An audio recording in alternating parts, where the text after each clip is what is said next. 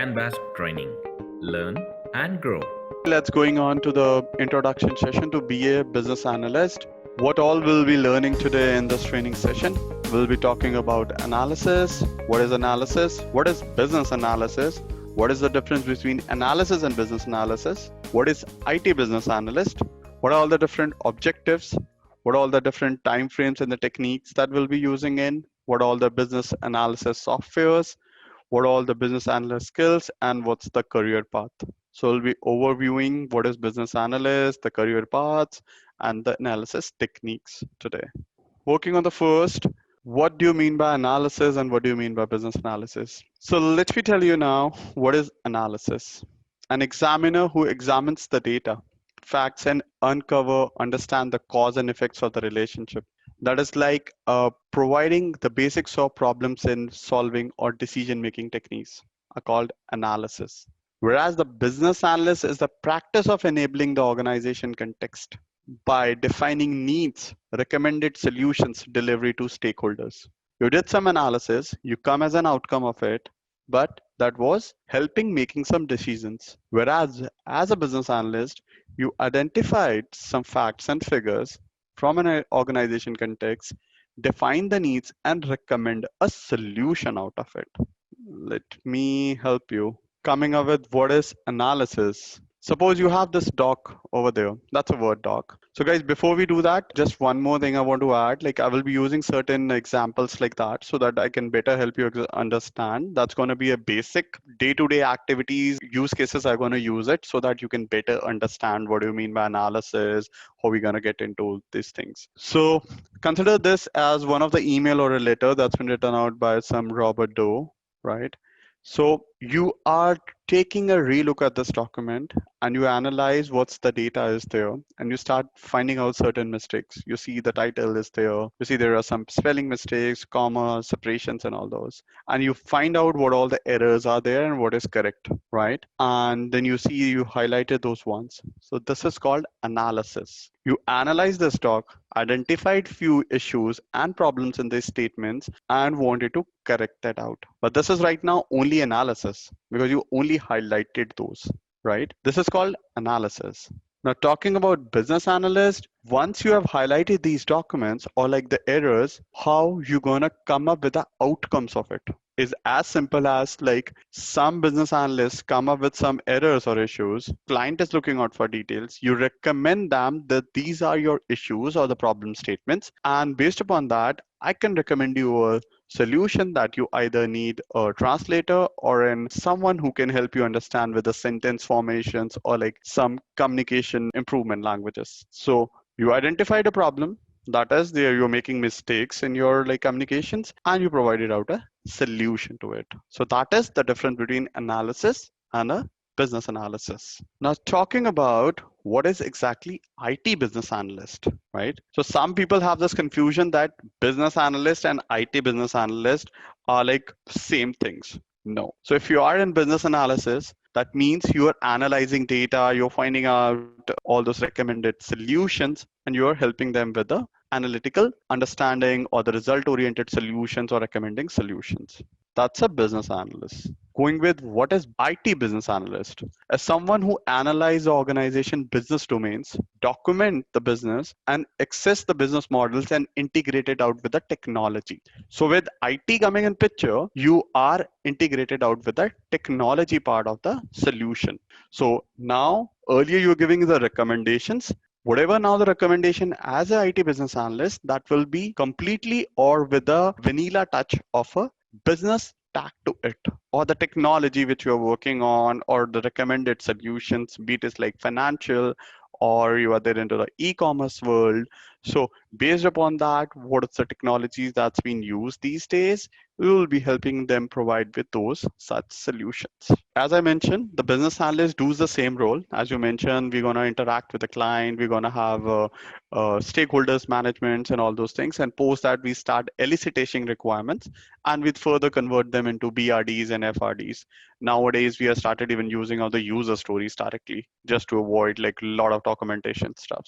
So now, as I mentioned, in an IT business analyst, you will be putting up the vanilla taste of a technology tag to it. Earlier, you were just doing it as an analysis and you're recommending them solutions. That could be a simple like a balance sheet or could be a simple financial stuff. You simply analyze the data and you recommend that these are the solution or these are the mistakes. Being as an IT business analyst, you are tagged to some business domain, right? In an IT, like there will be one or the other, either will be healthcare, you will be into financial, energy, or any of the other sectors. So whatever the recommending solutions now you're going to come up, that will be tagged to business and technology. With the help of a business and technology, you will be recommending those solutions instead of just giving them the solution based upon the work that you have in place. And that solution will be based upon how your industry is right now going in, or how what is the recommended technology these being used these days, right? Going with like certain tools or working with certain new technology that's been used, we are moving forward. Okay, now coming on to the objectives of business analysis. So talking about operations and the scopes of the problem, we'll be talking about analyzing the problem statements from different angles and perform the gap analysis. I will be coming up with all these gap analysis in our upcoming slides. Moving on, like post analysis, we're going to have preparing some use cases, BRD, which is called as business requirement documents. We'll be even creating certain specification SRS documents. I'm going to help you with certain documents for your review so that you can get into those details as well. Based upon systems, you need to create certain prototypes, wireframes that we'll be going with. These are all part of the analysis that we're going to further go into and dig further. Large projects, data process, and needs to be created. Interaction with technology teams help you understand the technical aspect, like what is going to be the solution and what technology we are working in, and conduct usability and feasibility testing around it. So being as a business analyst, these are your recommended highly professional goals, certain like plan and document requirements. That's among one of the most important responsibility of a BA, be it you are in any industry, be it you are working in an IT, non-IT world. Planning, documenting requirements is one of your biggest role or like the one of the most important responsibility of a BA. Gathering and preparing business and jotting it up into requirements, that's another important role. Performing certain types of testing, working with QAs to help understand how the business works, what is the domain understanding if that's required, helping them taking up change. You need to keep yourself flexible enough to adopt change during the implementation, or if we come across any kind of market scenarios or any change in that. Analyzing and model requirements with the help of BPM and notation, certain other like prototypes, and creating those understand so that your teammates can help better understand the business logics. So what all the business analyst core concepts are. So the core concepts are like change, a controlled transformation of an organization. What is the change that brings up? What is the need of a problem statement? What all the different opportunities are there in that problem statements? What is the potential value that can be bringed out and that will help solutions to the stakeholders? So being as a business analyst, this is even one of your important responsibility to manage your stakeholders. So by stakeholder, I mean your clients who's coming up with business with you. They're going to have interactions with you and they're going to simply come up, hey, I have this problem statement. I want to be like market giant, or I would be the number one player in the market, but I'm facing these like of a problem statement. Can you help me out getting this resolved? Or can you help me out with the best technology solution so that I can overcome such problems? So you need to make sure you are helping understand the business from the clients, what they really want, what's their need is basically that is even important to understand first. Post that, we'll be recommending them certain solutions based upon like what's their need are and what value the solution that we are proposing, what value it adds to the customer. That needs to be taken care as well. What all the different stakeholders are, we need to even identify that. If you're interacting with 5 different peoples, right, or maybe 10 different peoples, it depends upon what kind of a project you're working with. You need to make sure that you're interacting with the stakeholders, their demands, and what kind of a problem you're looking into those. Then we have context as part of the environment, like who encompasses what all the different change are there, and what is the change that brings to that context. So these kinds of concept models are core for a business analyst. So let's move on to the business analysis level. So let's first talk about the enterprise level of a business. So let me first take you to enterprise levels. Okay, let's understand what do we mean by this enterprise segments, program, and project levels. So as an enterprise or as a company, you can say there are some vision, missions, and goals of a company. You need to first, on a high level, understand the needs of the business. What are your organization vision and goals? On what principles you work upon? How your things are going in? What all the business needs are there? What is the scope of an enterprise? All needs to be validated correctly. You need to analyze, you need to have your basic study, what is being asked for, what do you mean by enterprise, what's your enterprise vision is, what's your working culture, and how you want to get into that business. So for that, you need to analyze what's your enterprise is really into, what all their relationships and the enterprise business are, creating and maintaining documents related to those in the form of BRDs and FRDs, and developing a roadmap for an enterprise that how you want to target on each stage, or either just having a roadmap and creating milestones around it. So any enterprise, beats it's like any organization on a high level has some enterprise that further divides into multiple segments. Then from segment levels, we're going to have some programs that's been ongoing. And on every program, we have some projects. So this is how the company usually works. That on a high level, you have different segments. By segments, you can say that one is working into the financial world, the other one is working into the healthcare world. So in the financial, there are two programs going in, like one related to credits and the other one related to debits or like trades. Then it's further divided into multiple projects. So this is how the enterprise works basically. So let me now show you one realistic example around the same. Okay.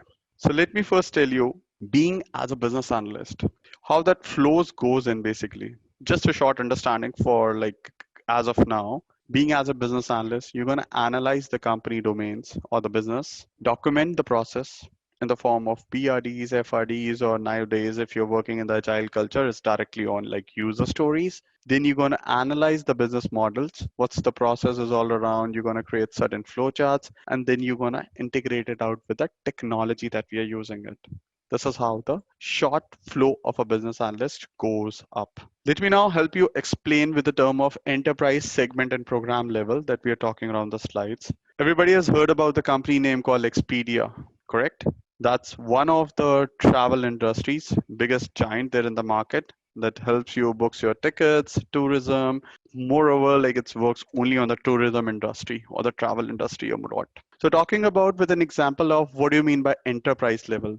So on an enterprise level, you can understand that Expedia is a tourism and a travel industry company. So its enterprise totally works on the tourism and travel industry, especially. The travel industry is further divided into different segments. So this is the segment level layer that this industry has one big domain of travel, other one tourism, and third is ecotourism. So that is your segment level approach. Now moving on to the next we have is program level approach.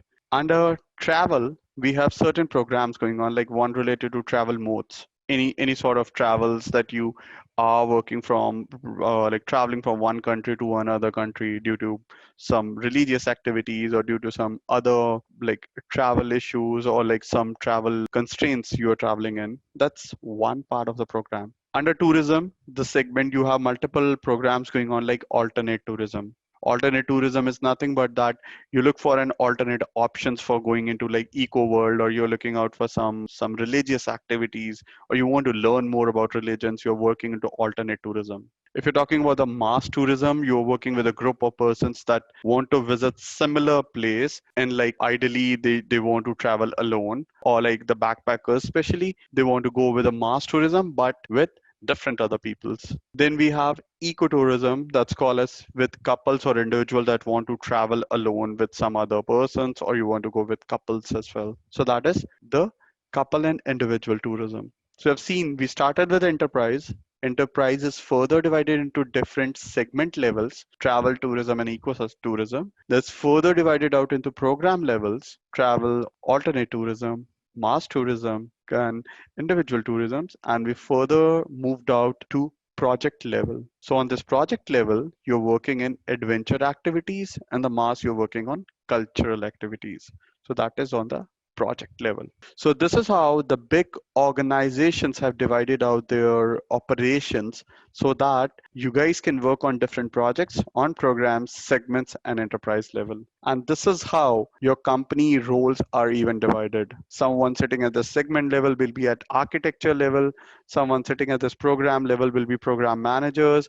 The most of the people working on the project level will be like the scrum masters, BAs, senior BAs, or like architectures will be there. So based upon the segment layers, will be even the employees are divided accordingly. And we have all CFOs and CEOs over there on the enterprise level that taking a look at every industry or the segment level, how that's performing and how we are generating business out of those. This is a very important like diagram that needs to be understand well, that how the company looks like, how as a BA you need to have your mindset starts working in, that on which level you are working in, when you are dealing with stakeholder, on which segment they are tagged to, which project you are part of, what is their core program levels, right? What is our vision of a company? What is the vision and mission of this project? Where we are there on the segment level, to which industry we are tagged to, because that's going to help you talk about that industry, talk about that stakeholders, what their interest parts, and how that world or that industry or a segment is going outside of the world, what is going new in that area. All those things have to come from a BA. Post you analyze what is your needs and in which program or a project you are working in. Okay, so guys, we are talking around the alternate tourism now. So since we are there on the program level, so on other program levels we have further divided alternate tourism into adventure, scientific, education, and culture. This is how a BA gonna identify like in which program I'm working in, what's its program level, what's its enterprise level or segment level, so that you can learn more about that industry and we can move forward with the more details or more analysis around that world, how that goes in, or whatever the industry that you've been part of or like you've been hired for, you'll be getting more understanding around the same. So let's go back to the slides then. So that's around like the enterprise levels, segment levels. We will be talking about the strategies of the segments, what all will be creating the documents, what are the different elicitations, techniques. And on the program level, we'll be talking about the business processes, relationships, and the programs, how the project impacts, and what will be the different program performances will be there. So these are all the details around what I explained up in the project, that elicitation and detailed functionalities will be talked around in the product levels, ensuring we are meeting up all the solutions of the required product, understanding the project, and start preparing out the documents around the same. So let's talk about one of the frameworks that's been most importantly used and the techniques, which is called as SWOT analysis. Let's start with the first step of how a BA gonna do this analysis.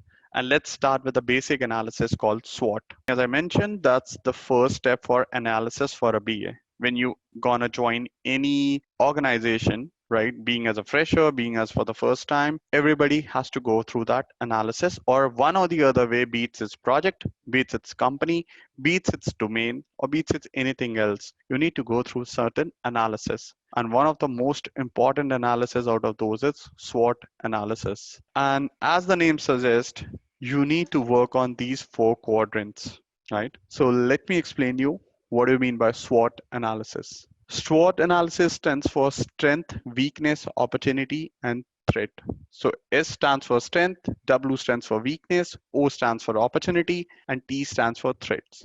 It's a very powerful technique used by business analysts, both for internal and external of the organizations. Now, what is the importance first of the SWOT? Let's talk about it. Why SWOT is very important. SWOT is something that's been used to answer multiple questions. How it will be there. So first, suppose you just joined the organization, you just joined in, you don't know about the business of the company you're working with or what project you will be part of.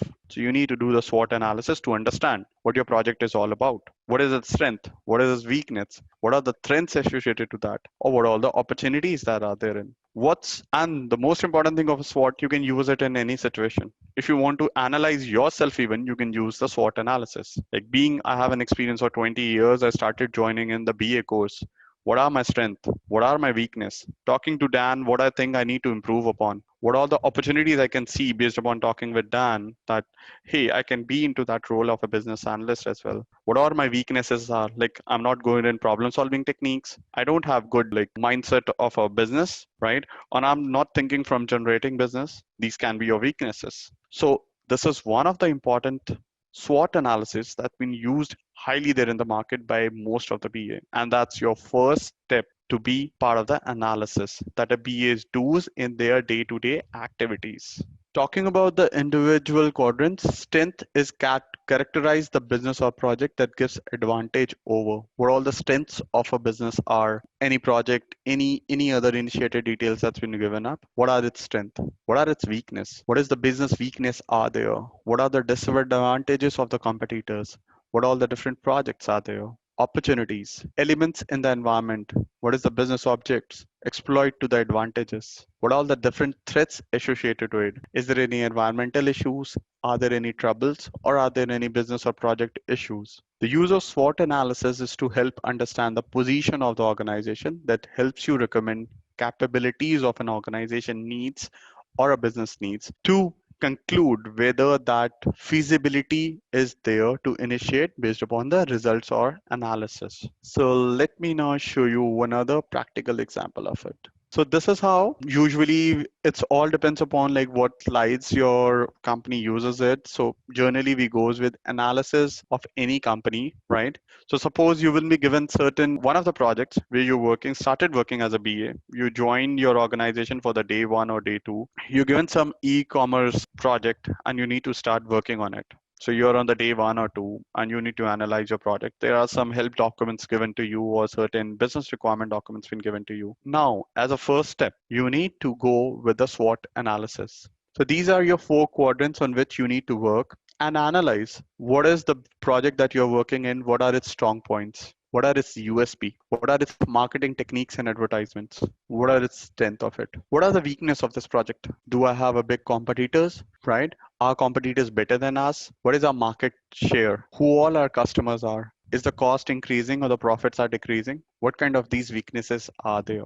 So you're going to analyze on that. So when I'm saying project, you can do it for any stuff, whether be it you want to analyze any company, be it you analyze your own company, be it you need to analyze your project, or any sort of problem statements you are into, you can use the SWOT analysis. Then talking about what will be the different opportunities there, like adoption of new technology, right? Or you want to make a significant change, something in terms of technology that's going to outperform in the market, or what will be the future prospect of that? What will be the future of that business? Or what will the future you're going to bring it up? What all the recommended solutions you can let them know? What all the threats will be there? Are you using the outdated technology? Or is there any increase in competition going in? Or are there any fluctuations there in the market or government policies that can impact this business going forward? So giving you one practical example of it, everybody I think have heard about the biggest car luxury manufacturing company, BMW. Now, just consider being as a BA, I've been got a job in one of the manufacturing companies. I'm working with Tesla. So they help me like, hey Dipesh, hi Dan, we want to further work into like analyze and let me know what's going in the market right now. And tell me something that one of my competitors is BMW. What is their current position there in the market? Or what exactly the BMW is? I want to know about its complete profile. I know the brand is super luxury. They are working into like the luxury brand manufacturing of BMW cars, but I want to know more about it. And he just left out. And now I'm there as a BA. How are going to use this SWOT analysis? So this is like the basic product that you have in place where you're going to have certain format. Format totally depends upon your organization, how they went out with the format. So that may differ. But what I did is I created out a SWOT analysis. How I did that, just take a look at it. First, let's talk about, I have to do a SWOT analysis on BMW. So let's go with the first. What segment is stacked to? It's stacked to the luxury segment of car manufacturing that affluence customers. What is the target group that's been? So it targets towards the rich professionals and affluent families. What is the position right now there in the market of BMW? BMW's position as the eco-friendly and technology advantage company, which influences the innovation in the product. So that's a short description about what is BMW. What all the different portfolios they have. They have their 3 series, 5 series, X3, X5, and X6 series. These are their latest portfolios that they have in their markets under the brand BMW. Talking about their first segment, what are their actual strengths are. So these are like BMW is known for product innovation, technology. It's known for their luxury sedans or like sports cars. They have the equipped with iDrive technology that's used for information systems, collect functionality informations and different other capabilities. They have a great style and elegant interiors that makes like customers to buy that product because of its elegant looks. It's among one of the excellent brands, and that goes with mid-segment luxury brands involving motorsports, shopping gears, and sponsorship of global events. Around like close to 1 lakh employees are working with BMW and approximate 1.5 million cars per annum they are producing in. So you've seen, I've gone on multiple points. Not only about just about cars, I'm talking about their employees. I'm talking about it's a big brand in what all countries it's there. Brazil, US, India, South Africa, Japan, or what all they are manufacturing in, what all their different brands are, what all their strengths are, to which target customers they are looking. So I've covered everything in their strength part, right? Weaknesses. What are their weaknesses are? So now when you're doing SWOT analysis, what's it's bringing in basically? So with the SWOT analysis, that brings what's your thought process are, what's your analysis skills are, what's your analytical skills are, how your mindset works in problem solving techniques, how you're finding out opportunities in every problem statement, how you're recommending solutions, how you compare one business with another, how you think about where you stand in the market in terms of business. Since we have talked about the strength, let's even talk about what the weaknesses are. The strong competitors of the luxury brand means BMW has constant fight with the market share because there are other good big brands that are big in competitors with them. Like BMW is having a competition with Audi, Tesla, and there are multiple other Jaguar, Land Rover, and multiple other brands are in the market that puts up as strong competitors, and they are equally good and being demanded well in the luxury segments as well. The other one is like being a popular brand. Minor conversations are blown out of propositions that affects the image. So you need to even make sure who's your brand ambassador is, what ideology he follows up, what the things. There should not be any negativity that goes out for the company, or all sort of weaknesses that comes in for a popular brands like that.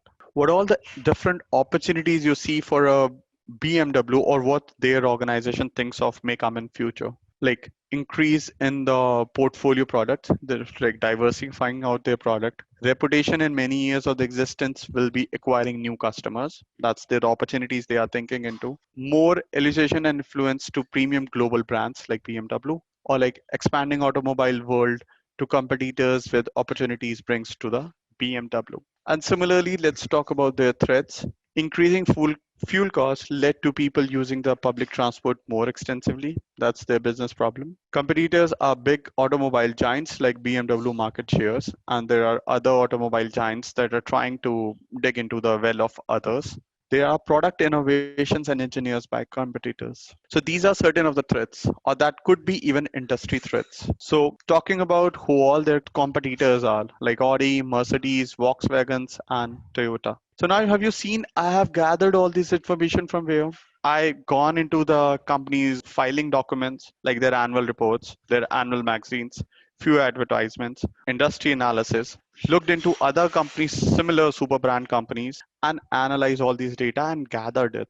And now I have a huge data there on Google, right? Or any of the tools that's been provided out by your like company as well, right? Based upon that, I gathered all the data, analyze what is important for me and what is not important for me, what is important from the perspective of a business, what is not important from a perspective of a business, gathered all those informations and put it up in the point format like that. On all four quadrants I worked on, like strength, weakness, opportunities, and threats, combine them together and put it up in the SWOT analysis, like this diagram or the format. And now I'm gonna send it across that to my company or like my senior stakeholders to understand that what is how the BMW works in the market. And with that, he's gonna get a better understanding around what our competitors are doing in, what are they doing in, or what are their future strengths or opportunities they are looking into that area. Similarly, Be it you are in IT, you will be getting any e-commerce project, you're getting any healthcare product, you need to do the similar stuff. So you will be using those analysis techniques in any sort of problem statement that will be used out. Yeah.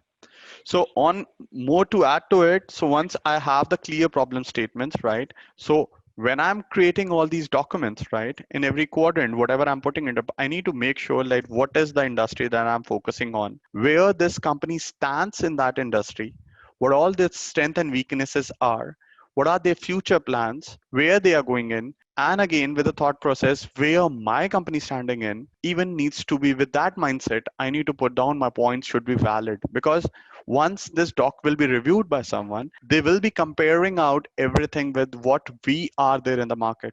Either we are up on that, either we are low on that. Are we not into the luxury brand? Are they are into the luxury brand? Do they have a good portfolio like of 10 cars or 12 cars? Do I don't have that portfolio? Or sort of points when you are adding it, see, all the points may be valid, but is you need to think from that perspective that whether it needs to be added to this document is important or not. Because you will have a lot of data, but you need to make sure what all 5 or 4 points that needs to come an opportunity that needs to be analyzed. As I mentioned in all my discussions, that when you are creating all these SWOT analysis, right, first of all, take like 5 minutes and understand what is my problem statement. First, understand what is my problem statement. That I need to analyze a company. It's related to what industry? Okay, it's related to automobile industry. What is the problem statement? Okay, my company right now stand as a manufacturing company, automobile, and there is some other competitor company that's a big giant, right? You've been asked to work on SWOT analysis and you need to do the similar activity. So you need to have some prerequisites in your minds first. That why I've given this SWOT analysis. First, what I am working into, I'm working in Toyota. So something related to car will be there. Okay. What this industry is specific to? Okay. Manufacturing industry of cars. Okay. I am working in the manufacturing industry, so I need to look out for other companies. Okay. I am Toyota now. So what all the other brands are there in the market? Audi, Jaguar, Mercedes, BMW. These are my competitor brands now. That's the third point that comes to your mind. Fourth thing is, are we only talking about the cars or are we talking about the luxury cars? Because if you talk about like Maserati or if you talk about Ford, Mustangs and all those, they are all into the luxury brands. And if I talk about simple cars like Suzuki or like Hyundai, and these are not the luxury brands. So you need to make sure what's the demand has been asked you for. Based upon your problem statement, you need to look out for a solution. And that solution should have a valid business points. And now working on each quarter, now you to think, okay, when I'm looking out for strength, what all the strength of that particular company in that manufacturing industry? It could be strength can be even one more thing. They have 5 manufacturing plants. They are producing like 100 cars within a day. Whereas Toyota is just like manufacturing 20 cars a day. That would be even their strength. Within a month, they produce around manufacture around 10,000 cars, but they only have 2 production plants. Whereas Toyota has 5 manufacturing plants, but we still produces 5,000 cars a month. Why there is a gap of 5,000? So once you're gonna put out all these facts, right, to the client gonna ask you, hey, now just think about it. You have created this document and you present it out to someone. How he gonna analyze? Okay, being as a Toyota, you did that for a BMW and you added one of the points in that BMW has a bigger strength that they only have 2 manufacturing plants, but their outcomes are they are giving 10,000 manufacturing of cars within a month. Whereas our company Toyota has 5 plants, but we still only manufactures 5,000. Now, how the business gonna react in this? Business guy gonna say, why that is there? We have 3 plants and we are still manufacturing 5,000 and BMW just have only 1 plant and they're manufacturing 10,000. But our brand and their brand are on the same level. So what is something wrong that we are doing it? So they get your point and they want the answer to that. So you get my point? How they identified that problem statement? Because you have did the competitive analysis. Got it? So this is how the clients come out with their outcomes, find out the desired solution, and now what he's gonna do now next is he's gonna give you, hey, you bring up the good points. Now can you analyze more on finding me how they are manufacturing 10,000 cars within a month with just manufacturing plant? And we have 5 manufacturing plants. Still, we are just manufacturing 5,000 cars. Why is the difference of 5,000? Then you again gonna go into the next analysis. Again, you want to make sure now what's your client has asked you. Now he wants to concentrate only on why the difference is there, why it's 5,000, and what they are doing special that even after we are having 5,000, 5 manufacturing plants, we are having half the capacity of them. So now your new business problem statement is manufacturing and a gap of 5,000, right? So every time your goal or your like business statement is changing in, and if dependingly you need to think around it. So that's why I've always said before getting into any work, just try to first analyze what is your problem statement, then accordingly react to it. Okay, just simply don't go by research that okay, somebody talked to me about going with Tesla, so you start going and writing out points, good, bad, you're not thinking about anything. Okay, that's good, here's a luxury brand, you added all these points. No, just look for the problem statement, what the client actually wants from you. And if you're not giving them what has been asked for, they're not going to be happy with you, or nobody's going to like your analysis as well. So that's why I mentioned you need to work with a business mindset, technical thoughts, business understanding, analytical skills, problem solving skills, target oriented skills. So BA, if I talk about, 80% is the role of your mindset thinking, technically thinking as a BA, thinking as a business mindset, thinking with outcomes understanding, thinking with the decision making powers, problem solving powers, thinking from the angle of like how I can resolve the client problems. Because whenever you give a solution to some problem, that's going to bring business to you. Because one line simple for the BA as for business is always given. Where there is a problem, there is a business. Who solves this gets the money. Is that simple for a business? There is a problem, there is a solution to it. And that is the opportunity for a business. Since we don't have e-commerce, we are not getting our products being delivered at our home. Now we have an e-commerce solution. We are getting every product at our home being delivered within a day using Amazon. Be it's like anything. In this pandemic situation, even they are delivering things. But if you talk go 10 years back or 15 years back, we don't have that solution. So he identified a problem statement, proposed out a solution, it started working in, and now he's generating money from that. So this is how that goes in. So now let's move on to the next analysis, which we call as MOST analysis. Now, what do you stand by MOST? So MOST stands for mission, objective, strategy, and tactics. This MOST analysis is being these 4 elements, or the company is being analyzed or comprises of 4 elements. Any company, be it it's recommended, in under what situation this has been used.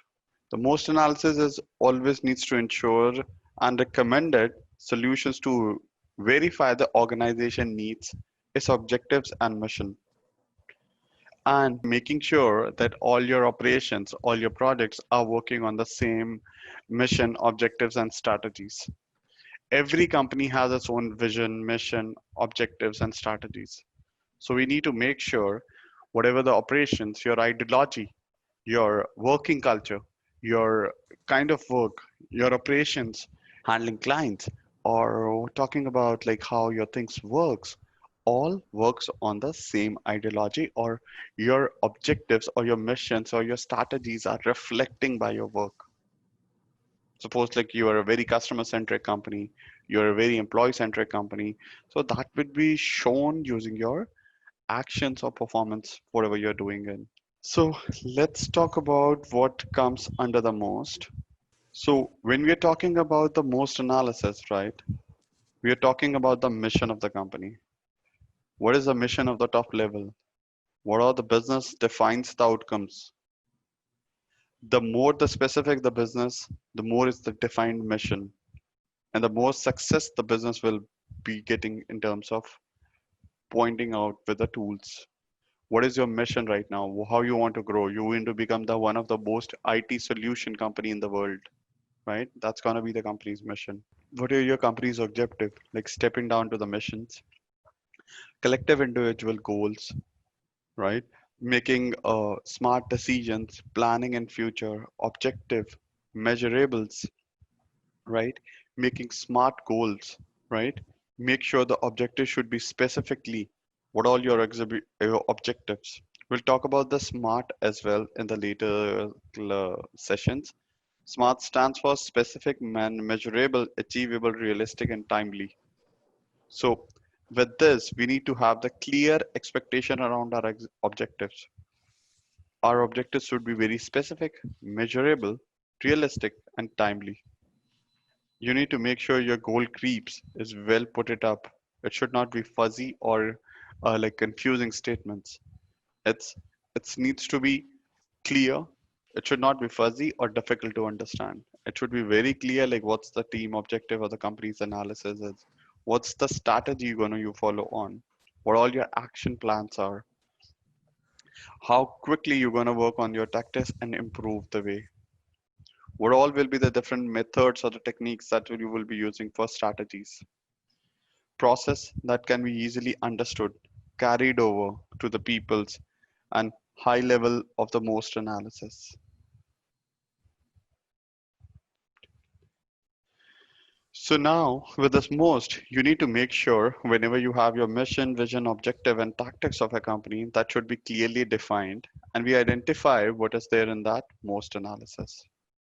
So for you, a mix of like a strategy document comes in picture that BA usually creates in whenever you need to find out any company's profile or you want to like review your own profile. So what all the organization's aspirations for the future will be coming under the vision. If you want to identify the company's vision, what is your company's vision? What is your mission of the company? What is the organization fundamental purpose? Why it's been created? What are their long-term goals? So it should be clearly articulated with the mission part of it. Then comes as vision, mission, opportunities and threats. So in opportunities, you talk about the strengths, right? So what all the different opportunities, strategies that they have in place. Using the SWOT analysis, you will be doing that. Then there are going to be certain internal or external analysis where you're going to find out their opportunities, their weakness, and their strengths. So in order to do that, you need to find out their appropriate strategies. What all the strategies they have in place, like their mission, thought process, their opportunities, what they are looking for, what they are targeting into, that all falls under the opportunity sections. To overcome their weakness, what all the tactics they're going to use in, right? How they're going to use it, what the best possible way will be using it are going to be all being taken care as part of the most analysis. This kind of analysis is being used out basically when you are like taking a look at some competitor profile or you want to take care of your own company or you want to compare your company with some other company and check that out what's their mission, how long they want to go in, or you want to create or describe someone's company profile. These kinds of analysis even do comes in picture when one of your clients comes in and ask you, hey, I'm there as like one of the directors of like this company and we want like an e-commerce platform to be created. So will you guys, can you send me the brochure or like the basic details around what we can do, what all the technologies you guys support, and how we can accomplish that? Can we have a short tender like brochures from your end, or can you help me with if we really want to get into agreement? What all will be the areas that you're gonna go in? So being as a BA, you will not start like commenting right away, like how you will be dealing with that or not, or uh, what all the proposed solutions you have. Yes, you're gonna give some introduction sessions, but it's not about you will be open on the first call itself. So for such things, you'll be first analyzing the client's company only. That how big that company is. Is it a startup? Is it an IT firm? Is it a non-IT firm? It's a production firm.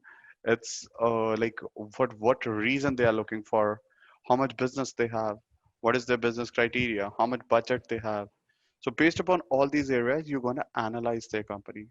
So in such cases, the most analysis is highly recommended and used out. So in the most, as I mentioned, we talked about the vision and mission first. What's the company's mission? What's the company vision? So you talk about what your future plans are, what all the company aspirations are, what all the company's fundamental purpose, like why this company is being created, what is your mission? Because every organization, every enterprise has its mission and objectives, right? Why we created, what we want to become in future, right? Why we get into all these deals, right? Why the company is being created. So that is their vision and mission. And the employee of that company needs to work in that same area or domain, or your visions, missions, and your goals, strategies should reflect from the work that you are doing in, right? Then we move on to the SWOT analysis. What all the different SWOT analysis, develop the appropriate strategies, right? With that strategies, you're going to identify what's their strengths and weaknesses are, their opportunities and threats are. These analysis will be based upon like how they are operating right now, on what principles they are working in, right? On what technologies they have worked in, to which clients they have their contacts with, or who are their specialized clients that they have their deals with. Are they only targeting the top notch brands? What kind of brands they are associated with? What all the different appropriate strategies that they are using, and are they using the third party tools and directly dealing with their clients, or they're creating their in-house products and then dealing out with the clients? Are these guys the third party manufacturers, or they are the like the local manufacturers? Are they technology driven? Are they are not technology driven? Are they only working into the support culture, or they are not? So with these areas, we will define any company's profile, strength, strategies, and vision and mission. And based upon that, we will create a profile of that company that will help us analyze like where it stands there in the market. Right? It seems like if we want to analyze like where Tesla stands in market comparing to other electric brand, so you can see if there is going to be some other like local electric brands, Tesla stands at the first level. Whereas if I talk about other electric brands, it will be there at some like lower levels than that. So we'll be able to know that okay, it's not Tesla, it's not one of the top-notch brands, it's but like a starter or like startup company like that. Okay, so moving on to the next, we have is PESTLE analysis. So the PESTLE analysis stands for PEST, right? Called as the PEST analysis. Tool is to identify, analyze the key drivers of the change in the strategies. The analysis look at the driver factors, following how it's happening in that area, what all the influence that's been made, recommended BAs, and what gives the organization. Now, what do we mean by pastel analysis? So the word starts with pastel. So that means political. E stands for economical. S stands for social. T stands for technology. L stands for legal. E stands for environmental. And, and at the last, use, how we are using this analysis. So pastel analysis. So these kinds of analysis are usually recommended or happening in areas where you need to make a decision that whether same as take that earlier situation only, one of the client reaches you up, you now finalized on all areas like okay, whatever they have been asked for we can get it done. They want e-commerce platform to be created. Yes, we have a specialized knowledge and understanding, right? Everything is there, right? We can enter into agreement with these guys. So let's talk about their funds, talk about their, and you finalize on every aspect. Now the stage has come in where you need to put down a final agreement with them in terms of like delivering work and everything, in terms of cost, delivering and everything. Now, before making a final decision that you're really gonna get into contract, a legal contract, a compliance contract with them, pastel analysis comes in picture. Again, now the BA comes in picture. And by these analysis, you can even see how important the role of a BA now started becoming in. BA is further right now involved into analysis. Then he finds out the company analysis. Then he moves on with the most analysis. And now he's always involved with the pastoral analysis. And now see the situation over here is you need to now involve with the business for taking a decision making. And for that, you want to provide them with the information and the facts and figures. Based upon your reports, only senior management, your senior officials, or other folks will be taking a final call. So think yourself how important you are, how you are limelighted into the business, how you are related to each and every senior folks within the company, and getting your work being done. So that's the importance or like best part of the BA, that you will be involved into such kinds of activities as well. So talking about the political part, so we need to first understand what factors may influence this project. Political landscapes, environmental in the business, how political impact gonna make a change in that business. So talking about the latest, when the Google CEO Sundar Pichai has been asked to like question out in front of the whole Congress committee in US. So that impacted out their business. Their shares in the NYSE stock exchange have really gone down just because of the similar activity, because they may end up into any legal issues, or they're gonna or the Congress gonna impose some fines on that. So that had led to like close to like $70. Their shares have gone down during those days in NYSE. That is something, the political impact, because they are trying, because they are like selling out your data to other Korean companies, and that may impact the political decisions powers. So that's even happens for Facebook as well. They are selling out their information when the Trump recently became the president, and then they're trying to manipulate the Korean elections and write all those other things. So that impose certain fines on them. So whenever you're getting into contracts, you need to even make sure if that fine is imposed, that will be even some part of it will be coming on you.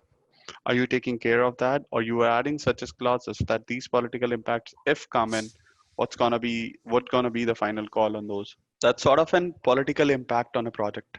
Talking about the economic, how the economic factors are working right now that in the market, how it's gonna make the difference in your project. What can happen if there is some economical impact comes in? Like you can take the situation of this COVID-19 situation right now. So you've seen there is a huge fall in business. Finance is totally out of the market. People are losing their jobs, right? What about these kinds of factors? Are we really keeping them all in well in time? Are the factors related to economics for the international markets as well as for the domestic market where you want to go with the business? Is the client well enough or full furnished with economic factors? Is he having all the necessary details around it? Or he's having all the mandatory funds? You need to do that analysis as well. How you're going with the contract. Are you going with like three levels of payment models, or you're going with multiple payment models, or it's delivery based model?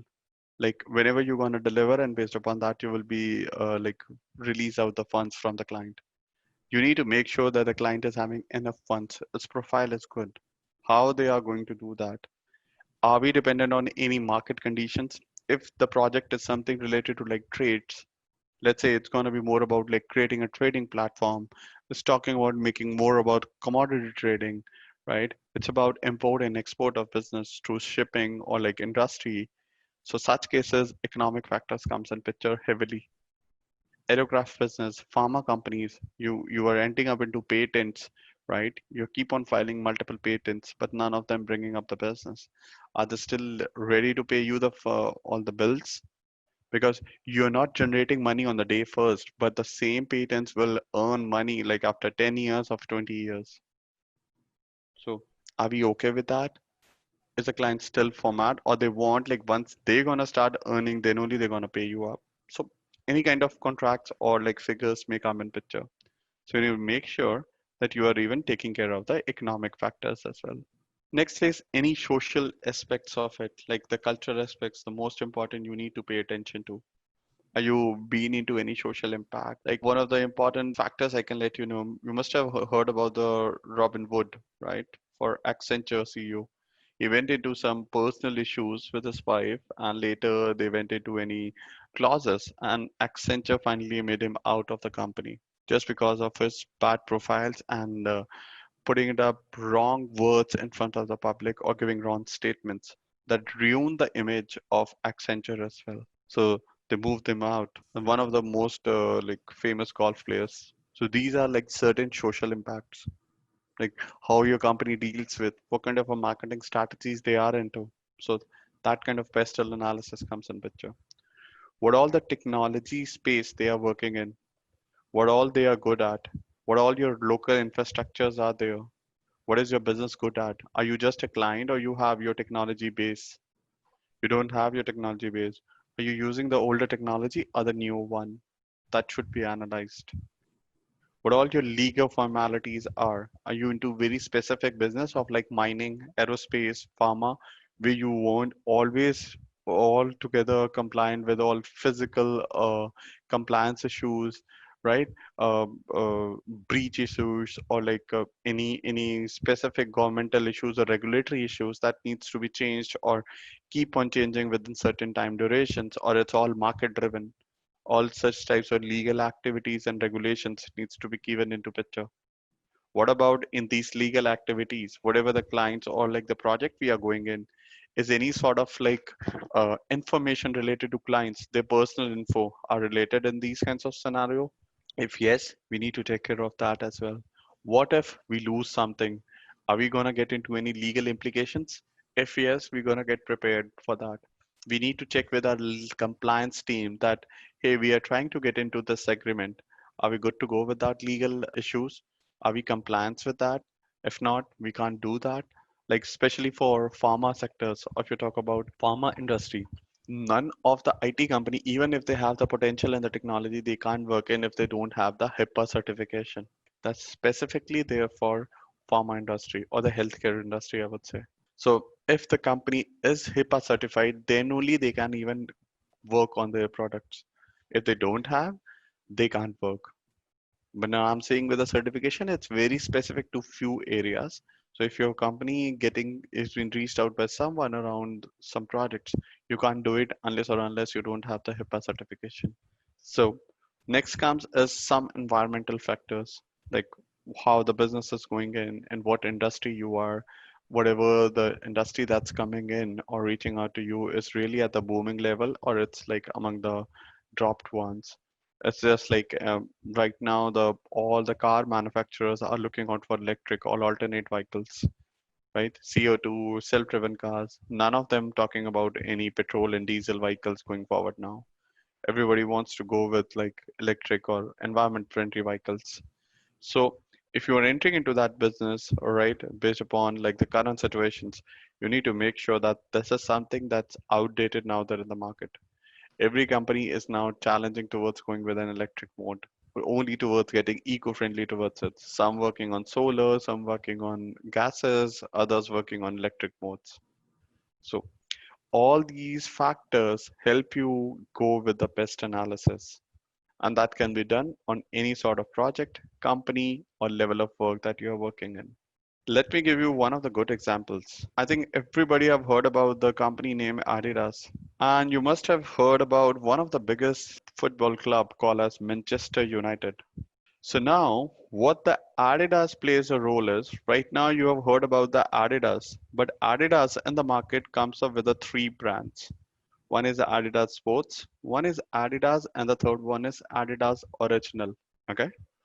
So you must have even seen that Adidas it's good in like running shoes or sport shoes, but you have not much seen this shoe used out in the football industry. Whereas if you go with the PESTLE analysis or with with like the SWOT analysis, you will find the major consumers or the market of the shoes is being done by the football players or by the football leagues or like people associated to football. Their heaviest consumers are among the football peoples. So what Adidas, being as a company, made a smart role here is they have their brand Adidas and Adidas Original. They created out their sub brand called Adidas Sports. So if you go on Google and research more, you will be finding all these three brands now. What's special he does, Manchester United has a like a contract with other brand company called Nike. That's a competitor of Adidas, and they have a agreement with Manchester United for the past like 80 years that for any leagues, their shoe will be used out in every Manchester clubs, their football leagues, and any of their football World Cups as well. Even if you are a Manchester fan, you must have seen their T-shirts with the Nike symbol on them. Anyway, you're seeing Manchester United, their symbol of Nike is even associated with them. Now, Being as a competitor player, he did their PESTLE and SWOT analysis, and they finally end up with a new brand called Adidas Sports so that they can enter the football industry. And they paid Manchester United double the price that Nike is paying in to get that contract like defeated out. So now going forward, starting 2022, you will be seeing Adidas brand on the Manchester t-shirts, on football leagues, and even on the shoes. So this is one of the best example of a pestle analysis that they came up. With the pestle analysis, they went into all these details and they finally taken this decision of coming up into the Manchester club and increasing out their sales revenue. And all has been done using the pestle analysis. They talked about the environmental issues. They talked about the economical factor. They talked about their legal rights as well. And they end up into that contract with like the Nike. And since to improve their sales and their brand value, they created out a new product within their company itself called Adidas Sports so that they can target the biggest market. So now going forward, you will be seeing Adidas brand tagged to any football t-shirts for Manchester United starting 2022.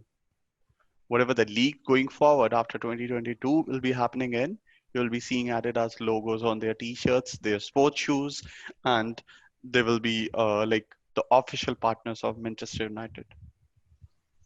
This a smart strategy that they have did it, and it's really when this case comes in, everybody is like very shocked, and they made a smart move in that cases.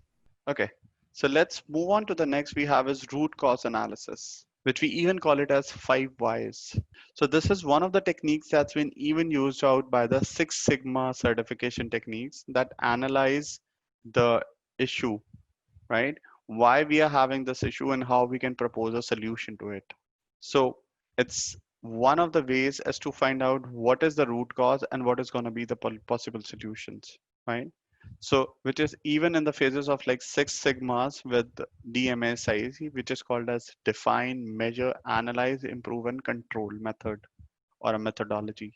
With this, if you're going to have any innovative data solution or a issue is there, we're going to talk about 5 whys and going to understand what is the problem statement, how we can measure it, how we can improve it and control it, right? These kinds of cause analysis helps us when we are there into any problem statements.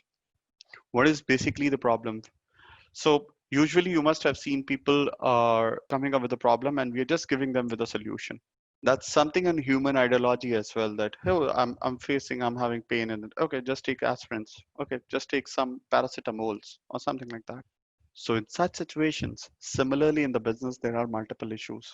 So in business, recommend it that you don't propose a solution right away to the client, because usually how that situation gonna come is client gonna interact with you, and since you're talking over Skype, you're talking over mobile, or like one or the other way, you're talking with the client, they're gonna straight away, hey, I have this problem statement. Do you have a solution to it? Hey, I have this problem statement. I'm facing this issues. Do you have a problem statement? It's not as simple as you're just facing a pain. It's business. We're talking about business. So don't propose them a solution until or unless you have clearly understand the business problem. So this is one of the area that BA even needs to keep in picture, right? The moment he will be joining in the organization, he'll be doing this most analysis, SWOT analysis. He will be start even interacting with the client. And the client is like a nightmare. Client always comes, hey, I'm one of your clients. I'm facing this issue. Last night I got this dream. Can you help me get this problem solved? Because he thinks or he has a basic understanding in his mind, like why he's reaching out is just for a solution. But you need to make sure that's your client, the customer to whom you need to cater. And any wrong information being circulated or without maturity or without you have not gone into the details, if you're proposing them solutions, that's going to ruin your image. Or the client may not like that. Instead, if you're taking time and proposing them a solution, that is acceptable and as ethical as well. Because client is smart enough. Client simply reaches out to you and talks straightforward around what they need. And they check out for do we have that desired solutions or not. So for such cases, we need to use 5 whys basically. Now how that use? I've taken out a basic example so that you guys can better understand. You paid some fine. Why I paid some fines? Because you are late to the class, right? What happened like the morning today you came in and I will say, hey, okay, Ashwini, you're gonna pay me $500. Martina, you're gonna pay me like $1,000, right? And I'm gonna ask like Kamra, you're gonna pay me like $2,000. And it was like, hey, what happened, Dan? It was a like second class and you started asking for money. What is the problem? And why are we in charge out for that? So straight away the why comes in picture now. Why we are paid in, why the fine is there. Then the why comes in. We find out the answer to that why. Because you are late to the class. Okay? But why you are late to the class? Because I got up late. What do you mean by got up late? What made you happen? Because the timings are already clear for the whole batch that you have to be there at exact 9 o'clock. What is the problem? Oh, I got up late just because my alarm didn't work out. Oh, your alarm didn't work out. Why that happens? Because you need to make sure for your next 30 days, you need to be all on time because you need to be part of the batch and make sure you are getting all the things being done. Then you finally identified that why it happens is just because my battery got over. So you have seen, I've talked about these 5 whys here. Why the paid the fine, why the class is late, why you got up late, because your alarm didn't went and your batteries are over. So you went with 5 whys and you find out the solutions. And finally, you came up with a solution that the new batteries needs to be replaced in the alarm clock. Although it's like a very generic example I've taken in, but just to help you understand where the why comes in pictures in such kinds of situations. Now I'm moving towards a mature example. Talking about the client reaches out to you and say, hey, I already have a tool in place. I'm working with some of the other vendors. They help me out with the e-commerce platform where we have a profile page for a client.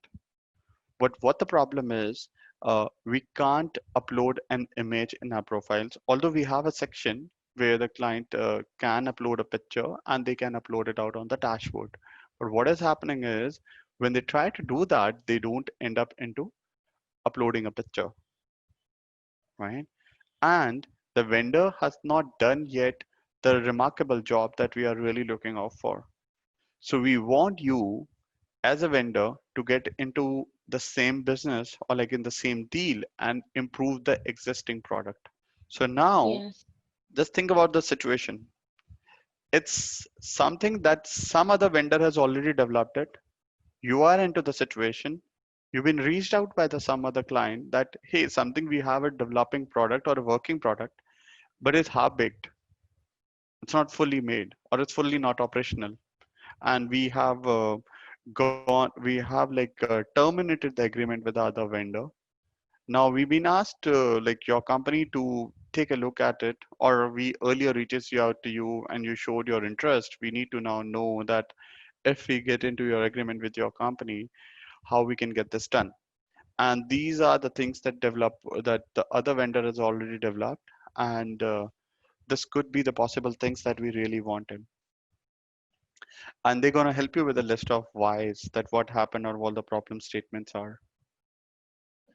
Then in such cases you're going to first analyze what what is the why means, like what all the problems they are facing in the current system, why that is happening. In have they used the older technologies, have they not used the right codes, have they not used the right technology, are they have not used the business logic. Okay, if that's the case, right, why are the servers not good, why they enter into business, why they are not able to upload the image, is the file size small or is it not small, or they don't have this functionality, or they have not used the basic fundamental code techniques that needs to be used, they've used the databases or not. And based upon that you're going to finally propose them a solution, a detailed solution that yes, the existing product can itself be refined, and these are all the problems we have identified using the whys, And if you're going to improve on these whys, we're going to get the solution proposed as your existing product will be started working in with new desired capabilities additional to what we have earlier. Now you must have even seen like how our mindset even started working in now with the ideology of a business. Keep on asking of why, what, why happening in, right? We are working towards solution oriented approaches, right? Problem solving approaches, decision making approaches, business intentional approaches, thinking from the mindset of a client, thinking from the ideology of a business, thinking from the ideology of proposing a solution. So with this all analysis, you're getting data, you're based upon that data, you are making some decisions, you're proposing some decisions, you're identifying some root cause, you're helping analyze the data, you're helping analyze what is there at the back end, what may impact and what may not impact, what will be the situation that gonna impact. So these kinds of ideology have started developing in your everyone's mind, and these are something the key skills of a BA. That's interviewer or a company looks out for.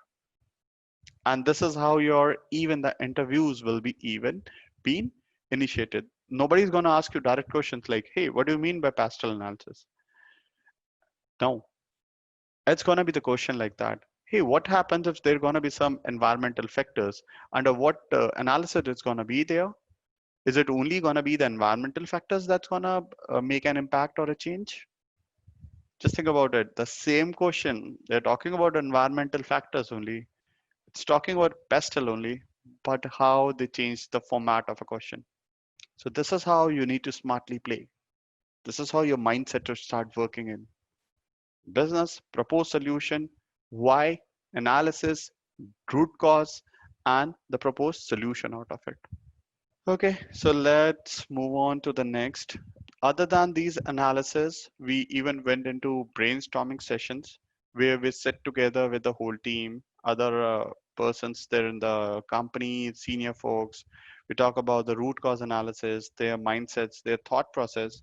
We end up into brainstorming sessions, identify the technical ideas, look out for new innovative ideas from anyone, juggle around, or like we talk about sharing our ideas with the others and find out like whether it's workable, it's not workable. I'm thinking in that aspect whether that will be workable or not. Sometimes we do have the brainstorming session even with the clients when we're proposing them solutions.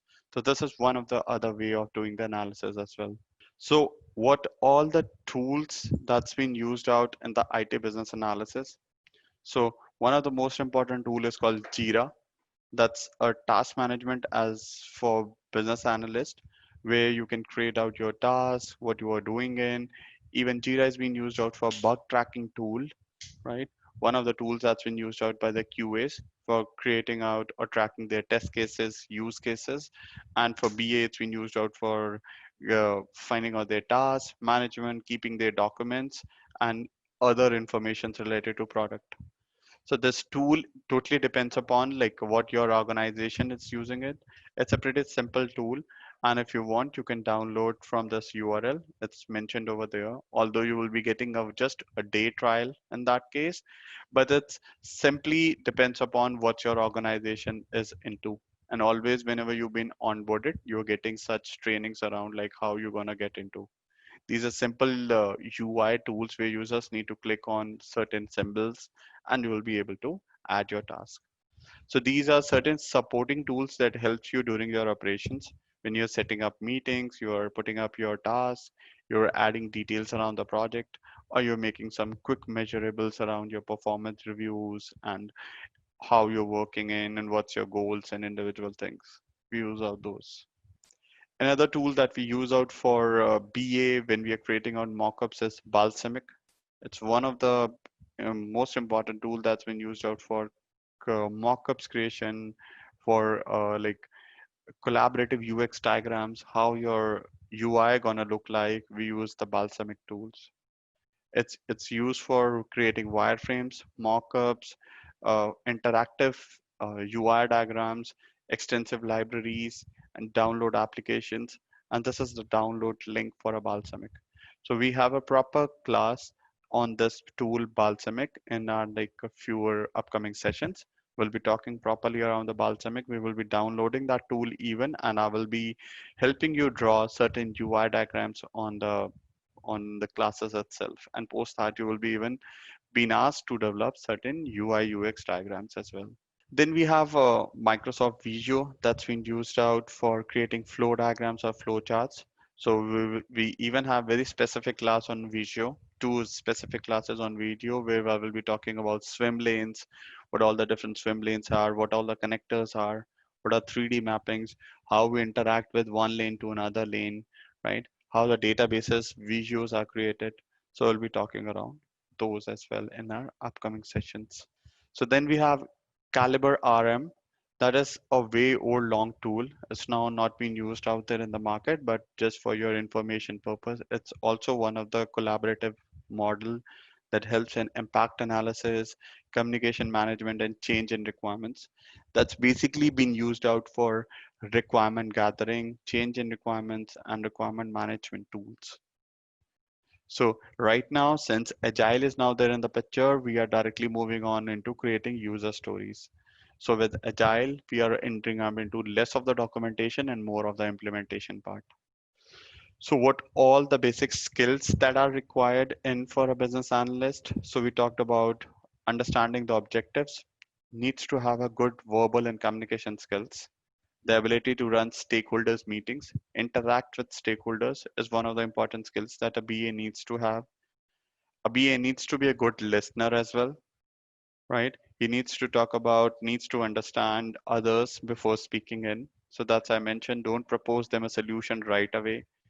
Handling the stakeholder is another important topic because stakeholder always thinks that you are only coming up with a solution proposed. So make sure you first understand the situation, then you speak about it. You need to make sure that you have all the right presentable skills. When to talk about, what to talk about, how to talk about is another important presentation skills. How you present in, what the content needs to be there, what is specific. As I mentioned today in like SWOT analysis, we we will it's good to have bullet points instead of writing whole lot of sentences because clients always look out for proposed solutions. So be very specific, target, and your content needs to be clear and crisp around what you really want to talk about. Then you have some excellent time management, documentations and skills, stakeholder management, and develop your modeling skills as well. So these are some of the important skills that a BA needs to have in. So talking about, I think yesterday someone asked me like, what is the career path of a BA? So this is a slide that I'm talking about. So what all the different career the BA can be into. It can be there as an operational head who's part of the business strategy of the enterprise, analysis, the business strategy, creating a product, uh, creating the recommended solutions. So you can act as an operation head of a BA. You can act as an enterprise or a business architect who starts the career with a BA, moving towards a leads role, finding out the business activities within an organization. He can be there as a product owner, the person who analyzes the business of an IT company, develops, becomes the product owner, managed through the BA path. It's like part of the product owner. Then we have practice heads in charge of practice with similar constraints of company, establish the process, analysis, invites for center of excellence and business knowledge. It's part of the practice heads. Then we have program managers that look for technical and other aspects of the company with some domain understanding and IT knowledge. Then some of the companies we do have BAs as a delivery heads as well. They look out for like deliveries from the technical background prospect and from like the business prospect. Then we have consulting roles where we are having clients being tagged to individual BAs and whatever they are coming up with their like problem statements or issues, we are proposing them with the solutions out of it. So these are different roles of a BA on a maturity level that we enters into, and that's your career path even. You can choose any of your roles and you can be on the senior leads positions or like the managerial directors position within any company. So the BA training session 2. So today we will be talking about waterfall model, agile model. We'll be talking about rad spiral, and there are RUP model. So we'll be talking about all these models today in the BA test sessions. So waterfall means how the water falls from a fall. One by one, you will be seeing different ladders, and one by one, starting from requirement, the water falls till the maintenance level. So what is exactly it is? It's this linear sequential life cycle model, which is called as waterfall model, which IT industry is using out from past, like starting of the organizations of the IT world in the world, something around late till like 2008, 2010, when Agile comes in picture. Nowadays, Agile is among the top, but it doesn't mean waterfall is out of the box. Waterfall is still being used, and but it totally depends upon what kind of a project you are.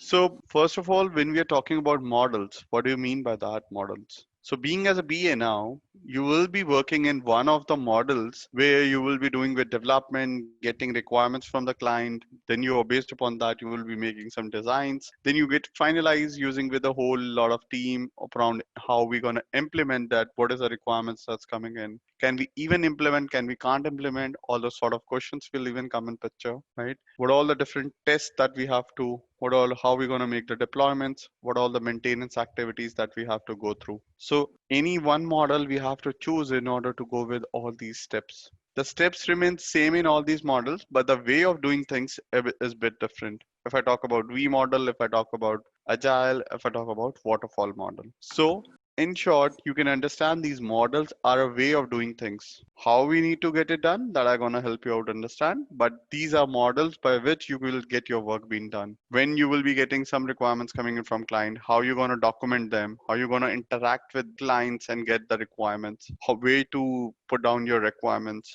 what all the different implications are, what are tests, how you going to do that. So all sort of different questions we're going to discuss in waterfall model. So moving with the first model called waterfall, as the word suggests, water falling from the fall. So we have first phase as requirement, second is design, third is implementation, fourth is test, fifth is deployment, and sixth is maintenance. So the requirements defines the needs of the requirements or the behavior or from the system interfaces. Now the requirements always comes from the user or like the client. The client comes up, we interact with them, ask for their information around how you want to get your work being done. What is the behavior? Then we move on to the design part, data structures. What is the software architecture? Interface, representations comes under the design part. Moving on to the next, once we have the requirement, we have the design. We will be talking about what will be the data structures, how the backend gonna look like, what will be the interfaces, how the algo is gonna take a look at, right? All those set of steps will come in design path. So that's step 2 of waterfall. The step 3 says, hey, when we have finalized the requirements, when we have finalized the design, let's talk about how we're gonna implement that. When I'm saying by design, it's clearly articulated that software architecture, interfaces, and representations that makes flowcharts, BPM and diagrams, balsamic diagrams, and flow into use case diagrams are all being done by the BA. Okay, screen interfaces, right? How the UI gonna look like? How is gonna be my dashboard? What all the pictures will be there on that? So all sort of design being developed by the BAs itself. Data architecture that goes to the development team. They prepares their data architecture structures and they're gonna send it across back to the whole team, the panel of a group, that hey, this is gonna be look like if the UI gonna be like that, where the value is gonna be saved, what all the tables will be there, what is gonna be the master table, how we're gonna initiate the procs, and all those things will come from the design part. Okay, so requirement we talked about, design we talked about. Now once we have finalized what all will be the requirements, what the client's going to have in design based upon that, the requirements. We have made some flowcharts, interfaces, balsamics, and other mockups. We decided upon now the design part even. Let's now talk about the implementation part. How do we want now this requirement and design to be implemented using the documents and testing. So in the implementation phase, we talked about the source codes, what will be our data, what is going to be the user documents, and how we're going to talk about the testing part. So this implementation phase, QAs are involved and they start looking into the design and implementation part. Parallelly, next comes with the test where they check the code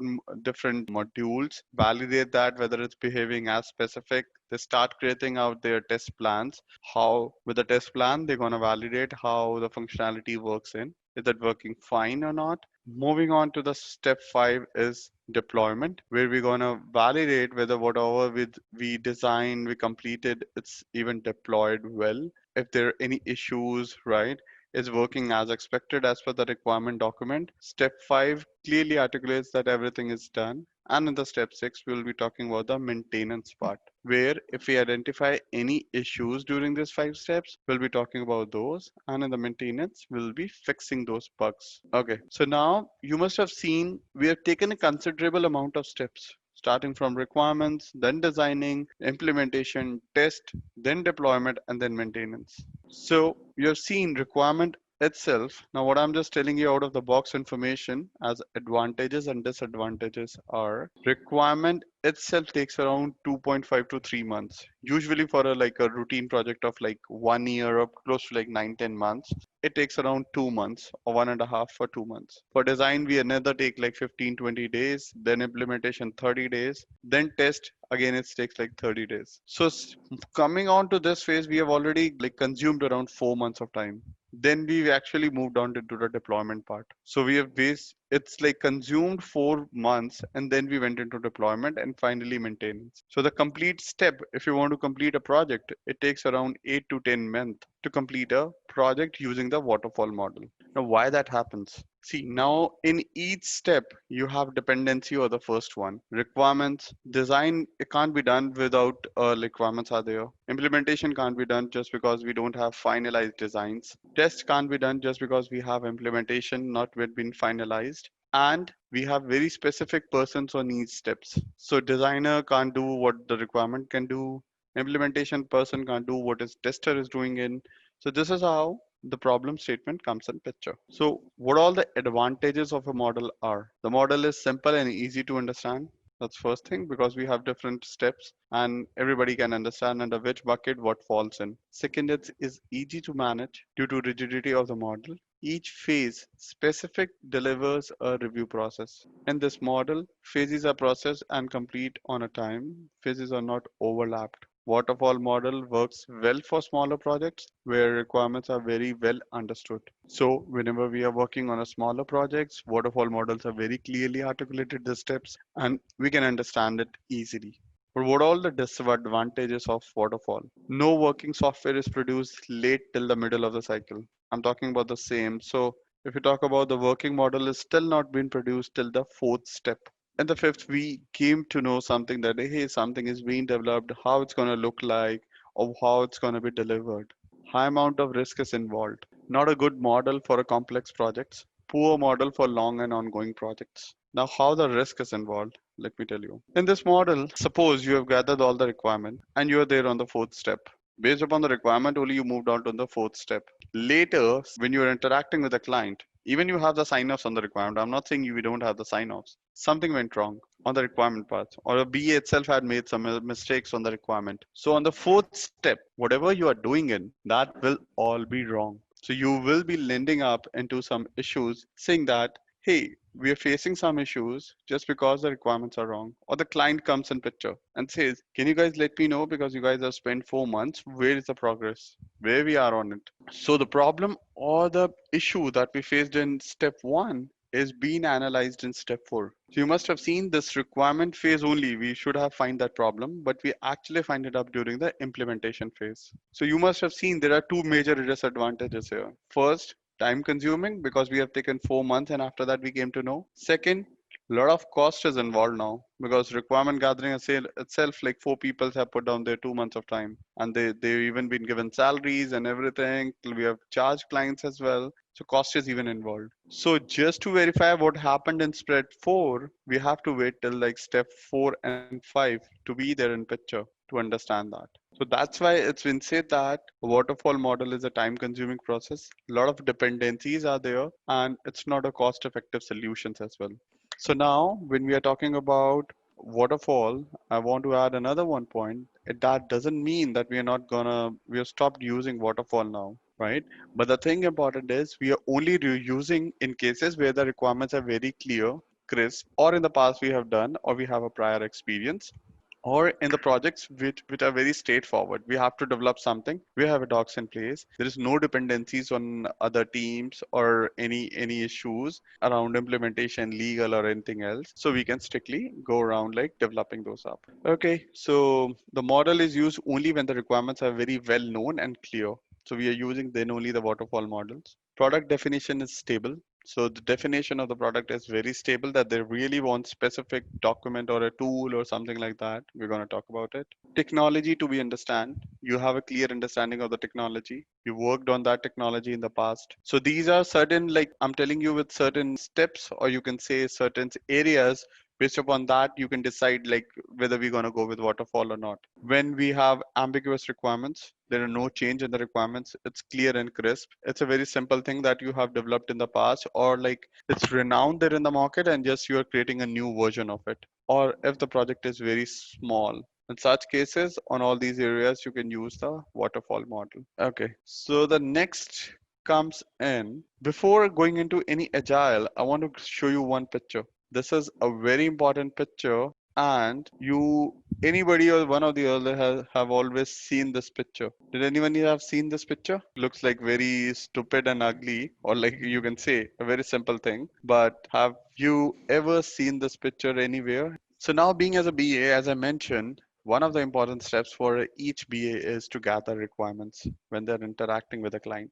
So, or in such cases, now you need to, what's the major mistake that a BA makes, or failures of the BA? If I talk about the major failure comes in requirement gathering, and that leads to project failures as well in the past. We have led into a lot of failures in the past, and that is one of the incident that keeps on happening in BA's life, that we always end up into either wrong understanding, or we either end up into not understanding what the client wants, or situation arises that we understand what the client wants but we can't document it out right in what he exactly needs it, or what he exactly needs it, what all the different innovation he's bringing up to the existing system. We're not able to understand that. And these pictures shows about what the requirement the client is looking out for and what we understand. This picture, if you will be having any smart interviewers, they're going to have these pictures for you always. They're going to make some scenario change in this. They're going to make some module changes in this. But these kinds of questions comes in interview as well. If you're especially targeting for a BA roles in like Google or like Facebook or like McGraw Hills, especially these companies go with such diagrams definitely for a BA. Only they're going to change some scenarios, but they're going to come up with such questions like that. Because one of the important responsibilities of a BA is to gather requirement or elicit requirements. And around 80% of them either fails in that, or they can't explain the things as it's been required by the client. So now let's talk about this picture, what that means. So you're seeing a tree there, right? And attached to it, there is a seesaw. It's there, right? Now this picture is like a tree and a saw is there on it, and it's there, and they have three ladders attached to it. This is what customer explained it. He explained that there is going to be a tree. I want to get this developed. I want these two rows and three ladders on it, and this is how it's going to look like. That's something the customer explained to you. Now there are other people with you, like BAs and other. The project leaders understand that they want a ladder needs to be there, and it needs to be there on the tree, right? You created this picture in your mindset, or probably on your UI or anything like that, right? And this is how your designer understands it. And you must be saying, hey, Dan, how it's going to happen? Because you're involved over here. You created some documents based upon requirement documents. You created the documents. Your designer is not involved in that meetings, right? You created this document, but the designer understands it and he created like this. It's like innovative. So he guys put it up in the air, half of the tree in air and the rest of the at the bottom of it. It's done his innovation top part. Right. When now the designer written these documents, explained up this up, it goes next to the programmer who programs the system. So see, now he has laid down the seesaw on the like the floor and tied the knots to the tree. How the patches were being done. You must be seeing like patches means any bugs that's been found out, right? They finally did that. They fixed something like that. They fixed the tree. They removed out all these like supports. They put the like the seesaw on the floor, and this is how it's gonna look like. So you must be seeing now there is a seesaw there on the tree as well, and there is a seesaw there on the floor as well. Now two seesaws comes in, whereas earlier what client understand there is only one. And finally at the end product, something looks like a tree is there, a rope is there, but there is a tire tacked to it. So what we explained and what is we developed it finally, there is a huge difference in this. And this is the mistake that a BA does, or a BA can't explain it well in their documents, that leads to all these confusions and problems. By this picture, I want to explain how important your role comes in the picture one. What customer explained and what you changed it totally makes a difference. You made a mistake over here. Suppose nobody revalidates that or everybody agrees on this. And we finally have created our documents and sent it across to the team and they started developing and see at the last when we show this picture 6 to the client, he's gonna be, hey, I'm looking over something like that. How this has been developed. So now see, you have moved out 6 steps, you have done everything. And at the end of like year or like 10 months or like 2 years, customer says this is not I don't want. I don't want this. This is what not I'm looking out for. Because in the realistic world, you will must be having some pictures, but the exact pictures will not be there because you're creating certain tools, right? So few of you, you guys must be thinking, hey, when the picture is very clear, how we get this developed? This is I'm just telling you from the UI prospect. On those discussions with the client, we are having your all discussions over calls, physical meetings, one-on-one meetings, right? Such kinds of meetings happens. There are some UIs, some brochures are there, but we don't have the realistic image how that's gonna look like because that is something that we have to create it. So based upon our understanding, we created some documents and see what the problem it has made in. Till the last picture, we end up into something making wrong, which is not required by the client. So your step one has clearly wasted the whole team time, and for 2 years we spend our cost, we spend our money, we spend our resources, their time, and at the end we got what? Nothing. Zero. Moving on to the next, we have the Agile model. Agile SDLC model. It's a combination of iterative and incremental product based development model that's focused on adaptability and customer satisfaction by rapid delivery development model of a software. Now, the word says rapid delivery of working software products. So, that is the key over here. So, that means with the rapid delivery, we're going to create the product. By rapid delivery means every sprint we're going to develop, we're going to send it across back to the client and say, hey, this is we did in one sprint one. Can you just review that? And if there are any feedbacks, let me know. If the feedbacks are positive, that's good. We don't have to do anything. If the feedbacks are nothing or like their feedbacks has some issues or concerns, we're going to get it done in sprint 2. We're going to get it done in sprint 3. And there are further sprints we can get those done. So see, we have not wasted much time. Requirement gathering, we have done it even over here as well. The step will remain there. But identifying that mistake, lowering down the cost is all done under the agile model.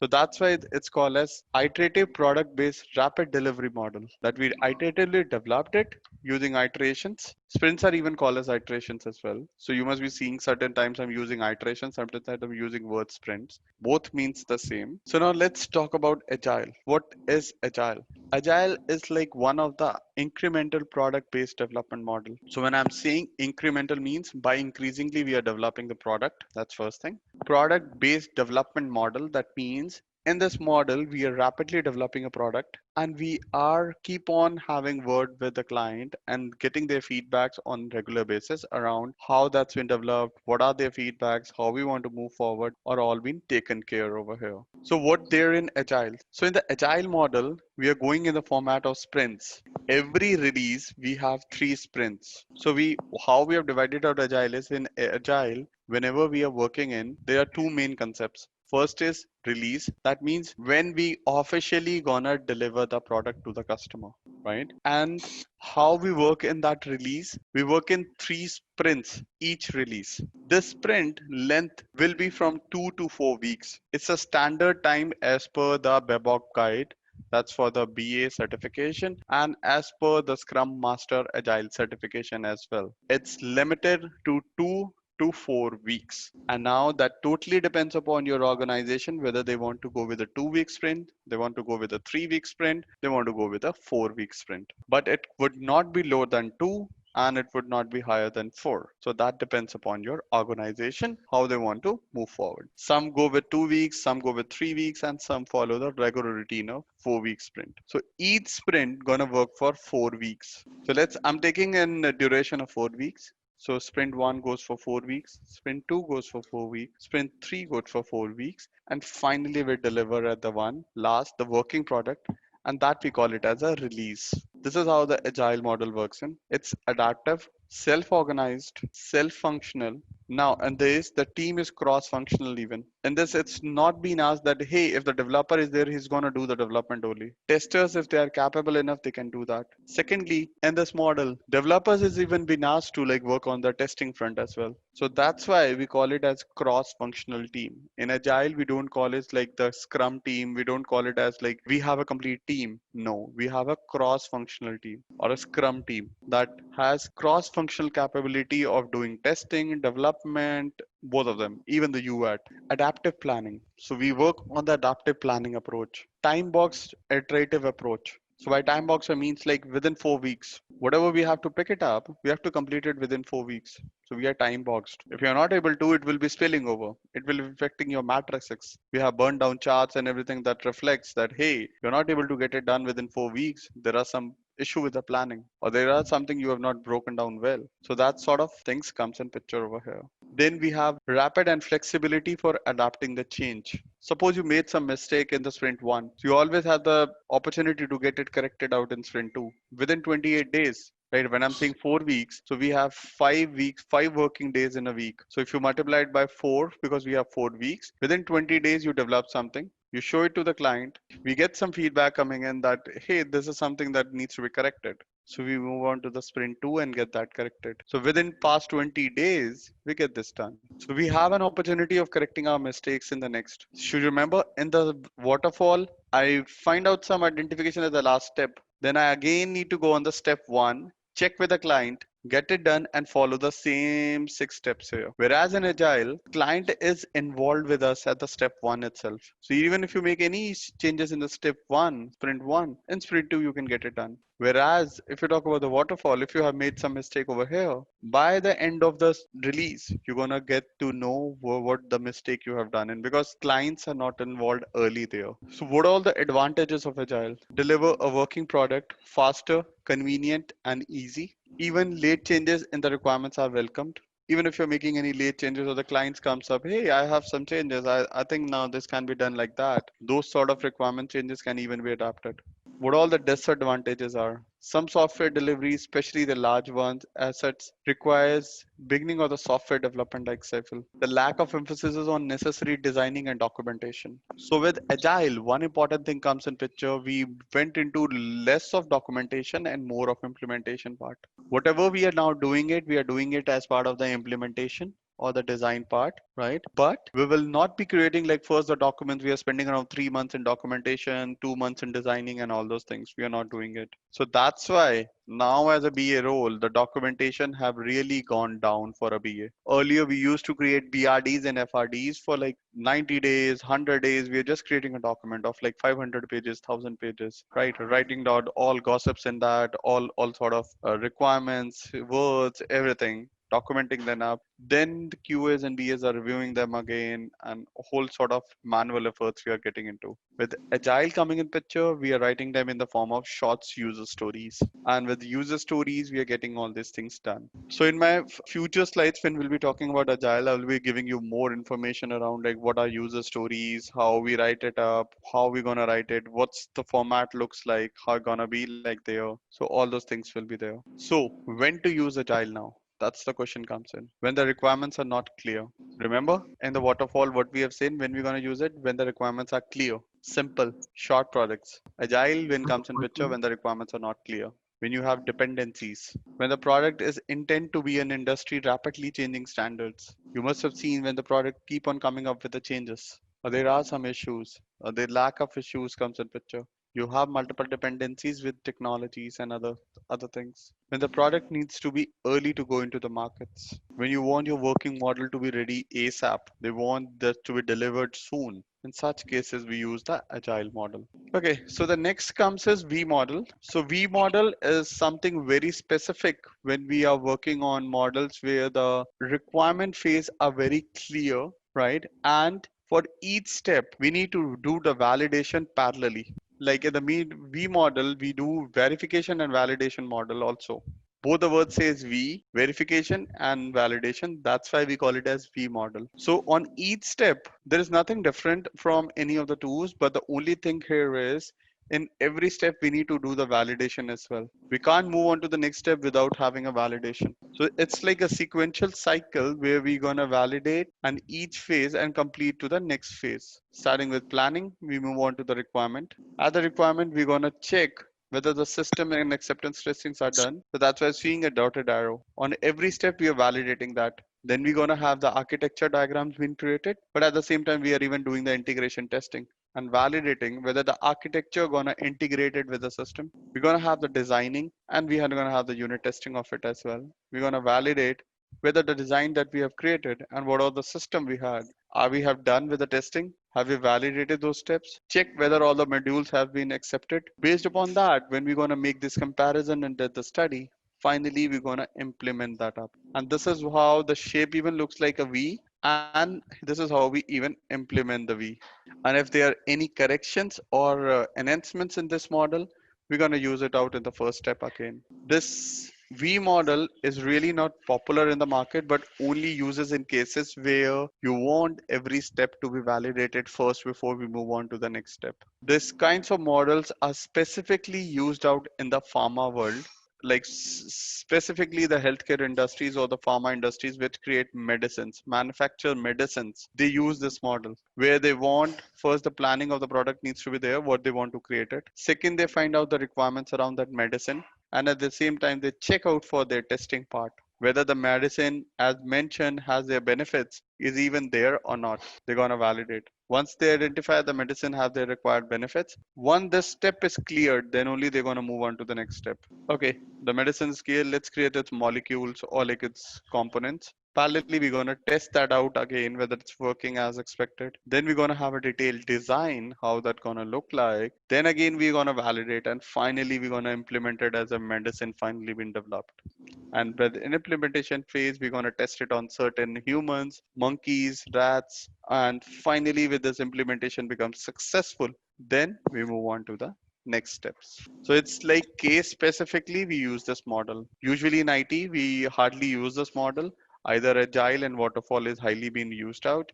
But rarest of the rarest case, like 1% or 2% of the cases, we are using the V model. So what all the advantages of V model are? So it's simple and easy to use. Proactive defect tracking avoids the downward flow of the defects. So in this model, since you're seeing it's going downwards to the whenever the bugs or the defects are coming in, we are finding it up early in the stages. So less of the bugs at the implementation phase. Works well for small projects where the requirements are easily understood. Where the requirements are very clear, easily understood, we use such models under that. Very rigid and least flexible. So that's one of the information out of like in step one, if you're not able to complete it, we can't move to step two. So rigidity is there and flexibility is less. Whereas in agile, we can, if we are not getting it done in sprint one, we can get it done in sprint two. If our step one is not clear, still we can move on to the step two. But in the V model, we can't do that really. And the change happens in the midway. The test documents along with requirement documents has to be updated. Any changes or any issues being phased out in the model, we have to get it updated out in the next. And that's something falls under the disadvantage category. When to use V models. So V models should be used out in small to medium sized project where the requirements are clearly defined and fixed. There are no change in the requirements going to happen, right? Once, like in medicine, as I mentioned, right? Once we have completed that a medicine is there and it has its benefit, now there is no change going to come in. Now, the only thing that's going to happen is whether it has its qualities or not, whether it's going to cure the disease or not. That is something that has to be taken a look at. But client again not going to come and say, hey, this is not what I wanted. This is what is fixed. It's there. It's there. It's defined. There are no implications or changes will be there in that. So whereas in the V-shaped model should be chosen for technical resources available needed and technical expertise are needed. Like in that model, we're going to have technical scientists, technical and understanding guys who are going to clearly have the ideas about it. And there is no change in requirements coming in. So then the next comes as rapid application development model. So the rapid application development model is a type of incremental model, a model with components, functions, and developed parallelly with the projects. These are Developments are time boxed, delivered when assembled in a working prototypes. So there's nothing special in these documents. It's like similar to the one. It just have requirements, a works phases, requirement planning phase, where the first phase is requirement planning. Then we're going to design and develop, and then we're going to cut over, where the cutover is means the installation of the system, user acceptance testing, and user training. So we have the requirements, we design it, we finally make the production, like where the code and screens and everything is done at the step 3 only. And it's step 4, if we find out any issues, any installations and the system is being done, is cutover phase, we develop that out. So it's a like a simple 4-step process that we use for application development model. So there is nothing special in these models, but these models are specially used out for cases when we have a clear cut requirements, when the requirements are very specific, especially when we are creating mobile apps. We use rapid application development model when the apps are really small and it's just for like simply doing 1 or 2 steps process. It's not about going into like deep dive informations, or we don't need to get into multiple things. It's just like a simple process where you want to have a profile, you want to upload some documents, and you are done. That's all. Short and simple processes or apps where we need to create it, we go with a RAD model. So as I mentioned in my step 1, the model which you're going to choose going to depend upon what kind of a project you are working into. So with the RAD model, the advantages are reduced development time because it's simple and 4-step process. It increases the usability, encourages the customer's feedback, and integrated very beginning of the solve the integrated issues. Because it's a small, we're gonna have an app's been developed. The integration is done at the very early phase. So you're gonna develop and show the client the working model. Because of less dependencies, you are able to do that. Talking about the disadvantages, that requires a highly skilled developers and design, because since we have only 4 steps, we want highly skilled developers that can work on testing, that can work on requirements, that can even work around like fixing the issues and doing the integration part as well. Highly dependent models that require the modeling skills, depends upon the strong team individual performances, because since it's a short model and we have 4-step process, most of the stuff needs to be done by cross functional team, and one has to even have to do the testing, the development, and the UAT parallelly. So the is the cheapest project, cost of the modeling and the very high, just because of the same reason, because we have limited resources, products are slow, so the cost goes high in these cases. When to use the RAD models is when the requirements are not fully understood, not very clear. RAD should be used only for systems that can be modularized in the manner of incremental manner. It should be used for high availability of design and modelings, where the availability of the designs are high, when we have the modeling skills there in that. It should be used only if the budget permits use of automated codes and generating tools. Now, since I mentioned it's a 4-step project, we are more into using automated tools to consume less time to get it delivered ASAP, where the models and the designings are clear.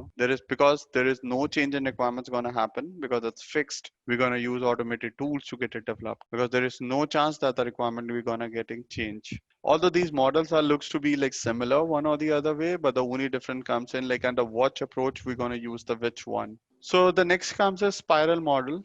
The spiral model combines the ideas of iterative development and systematically with the systematic control the aspects of the waterfall models. So it has the idea of iterative development waterfall models, combination of iterative development process models, sequential linear development model, software that passes through the phases if an iteration cycles. So under this model, we're going to have 4 phases. So the first is planning phase, right? We plan something, then we have risk involved, then we have engineering that needs to be done or certain prototypes, and then we finally evaluate how that's going to be taken care of. So in this model, we're going to have determines of what all the objectives are there. So we start with some objectives. We evaluate the identify the prototypes, what all the different risks that would be there in that. So you must have seen these are the characteristics of a waterfall. Then we evaluate the concept developed in the next product. What all the design requirements are there? We are doing that in step 3. So you have seen in the waterfall, we are doing it at the step 1. When we have requirements, then we are designing. Whereas in the spiral model, we are doing it at step 3, where we're talking about the concepts, requirement, design, and implementation. And finally, we move on to the step 4, plan next release. So whatever we are not able to get it done, we reevaluate the situation and get it done in the next week. That's the step 4. So it's simple, like these kinds of models are strong approval models and documentations, additional models that's used out for software life cycles, highly recommended models, additional functionality that needs to be later dates. Such kinds of advantages are there. The risk involved here is high just because we are avoiding risk at the first step. We're evaluating design at step 3, right? So these are kind of the risks that's been involved. It can be more costly model comparing to other because we are analyzing the risk at step 3. Projects is successfully or highly dependent upon risk analysis phase. What does the kind of risk that is involved? How we're going to handle that? That's all been done under such cases and does not well for a smaller projects. So we need to make sure the smaller projects will not be falling under the bracket of spiral. So we need to make sure we are not using the smaller models when we are working on the spiral. In what cases we are using the spiral models? We're using when cost and risk evaluation is important. For medium to high risk projects, requires are complex.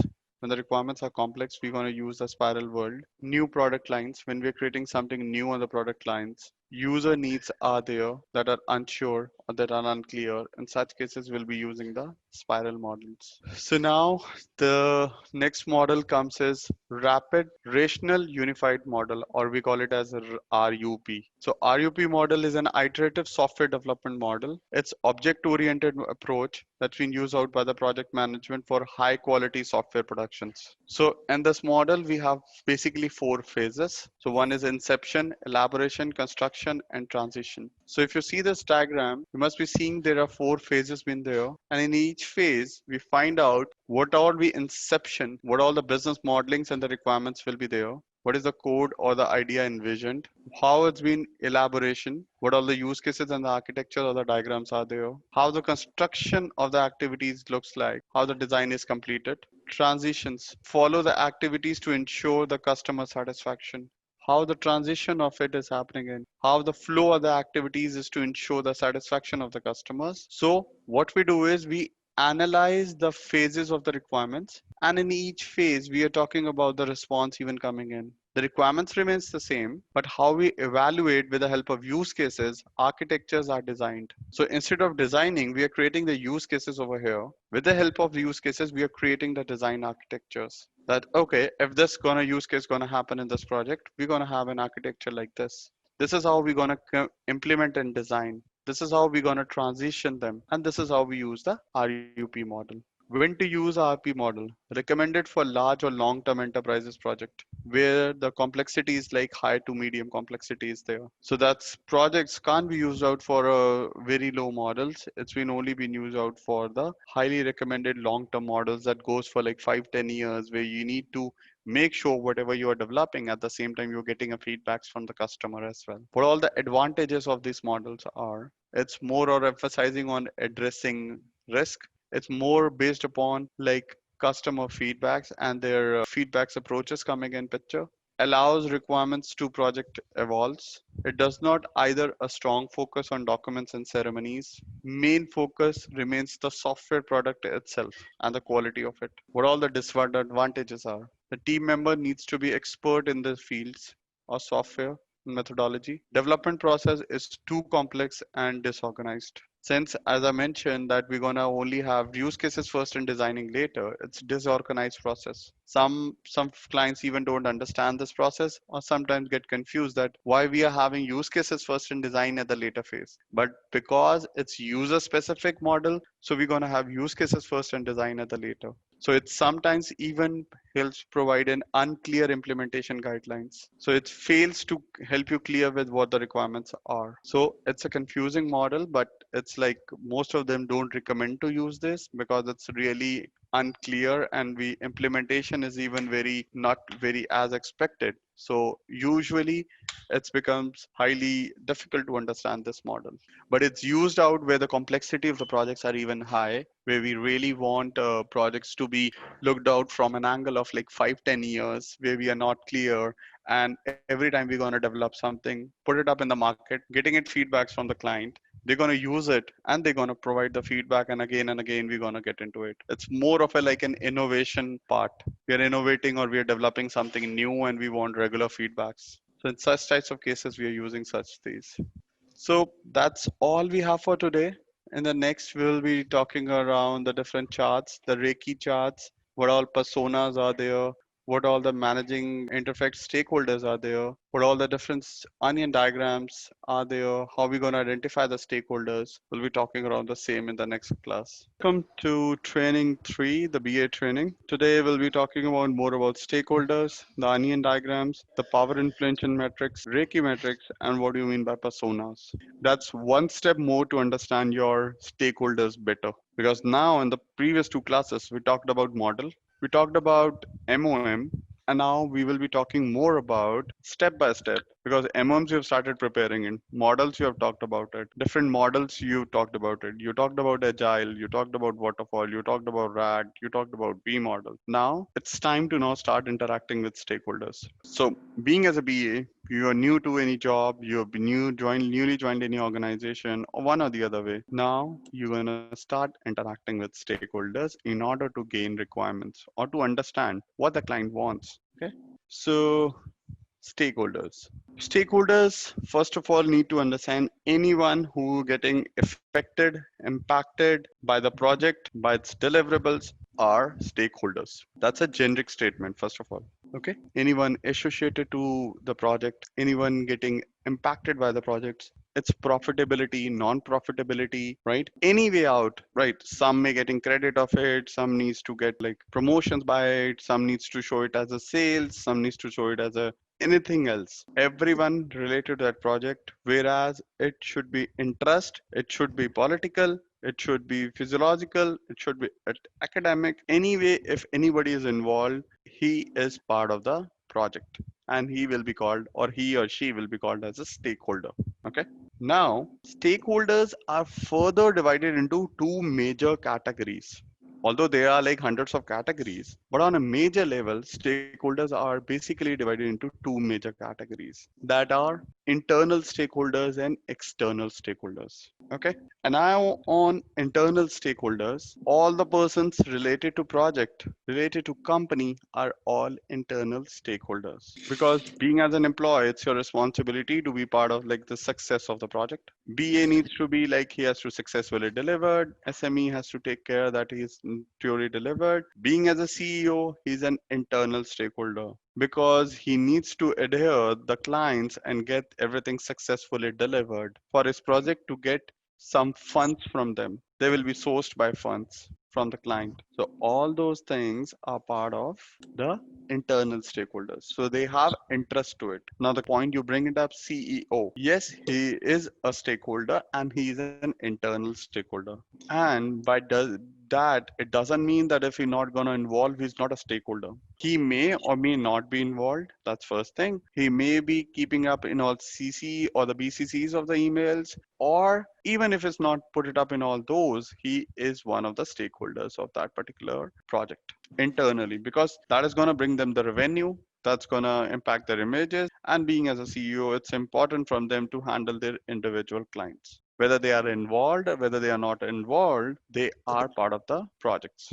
So you must have seen certain projects in every company where the CEO is even fully involved because that are something the high impacted projects where he thinks so his understanding or he needs to be present. Whereas there are other projects where he not need to be present, but he is getting daily updates from their respective subordinates or managers that what is the progress going around that.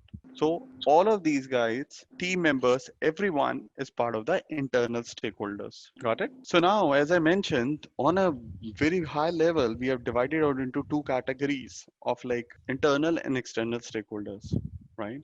Internal are anyone who is part of your company meetings are all part of internal stakeholders. Anyone outside the organization, when I'm saying outside the organization means sponsors, clients, third party are all your external stakeholders. Okay. So this is the difference between internal and external first. Now within external and internal stakeholders, you need to decide upon And how you're going to do it, that will be depend upon your multiple discussions you're going to get into.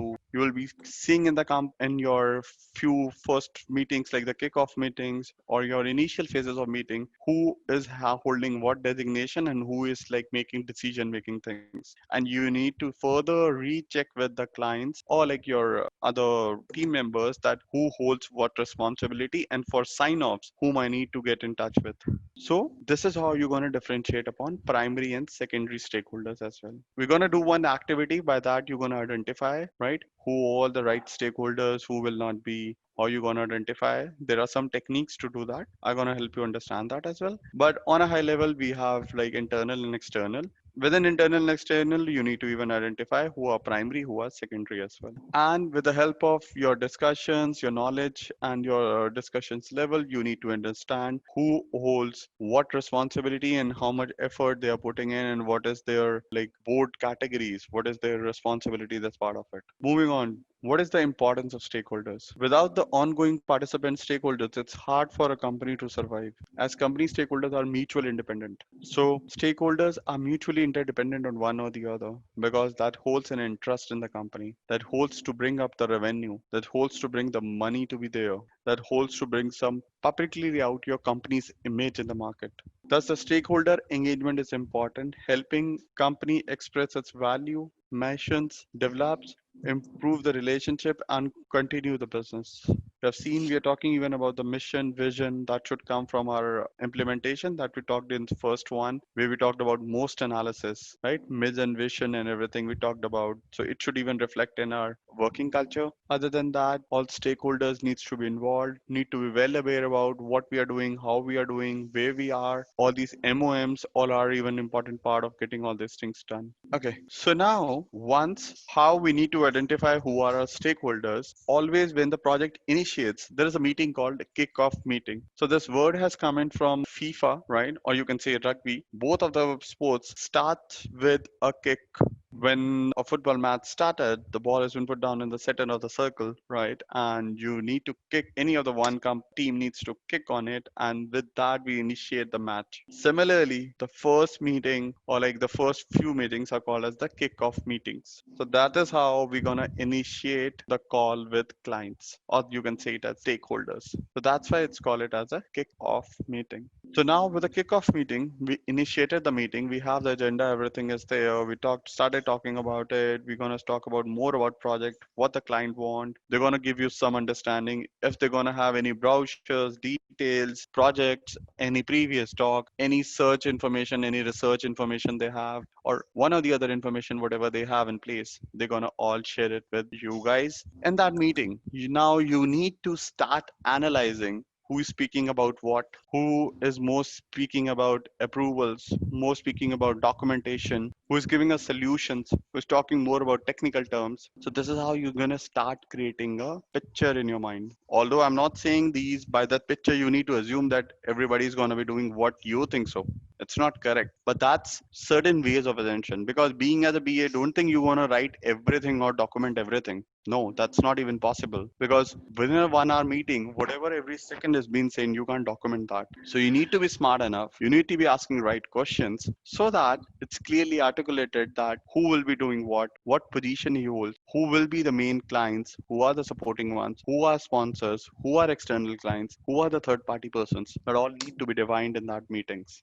And that's not going to be the only first meeting that only you're going to do it. You will be getting multiple chances of doing it, and above that you can get it assured from the client itself by dropping an email. So first the question arises, like how we want to identify the stakeholders. So one of the best methods that's been used out is onion diagram. So since everybody must have seen the onion, I'm assuming that, so it has multiple layers.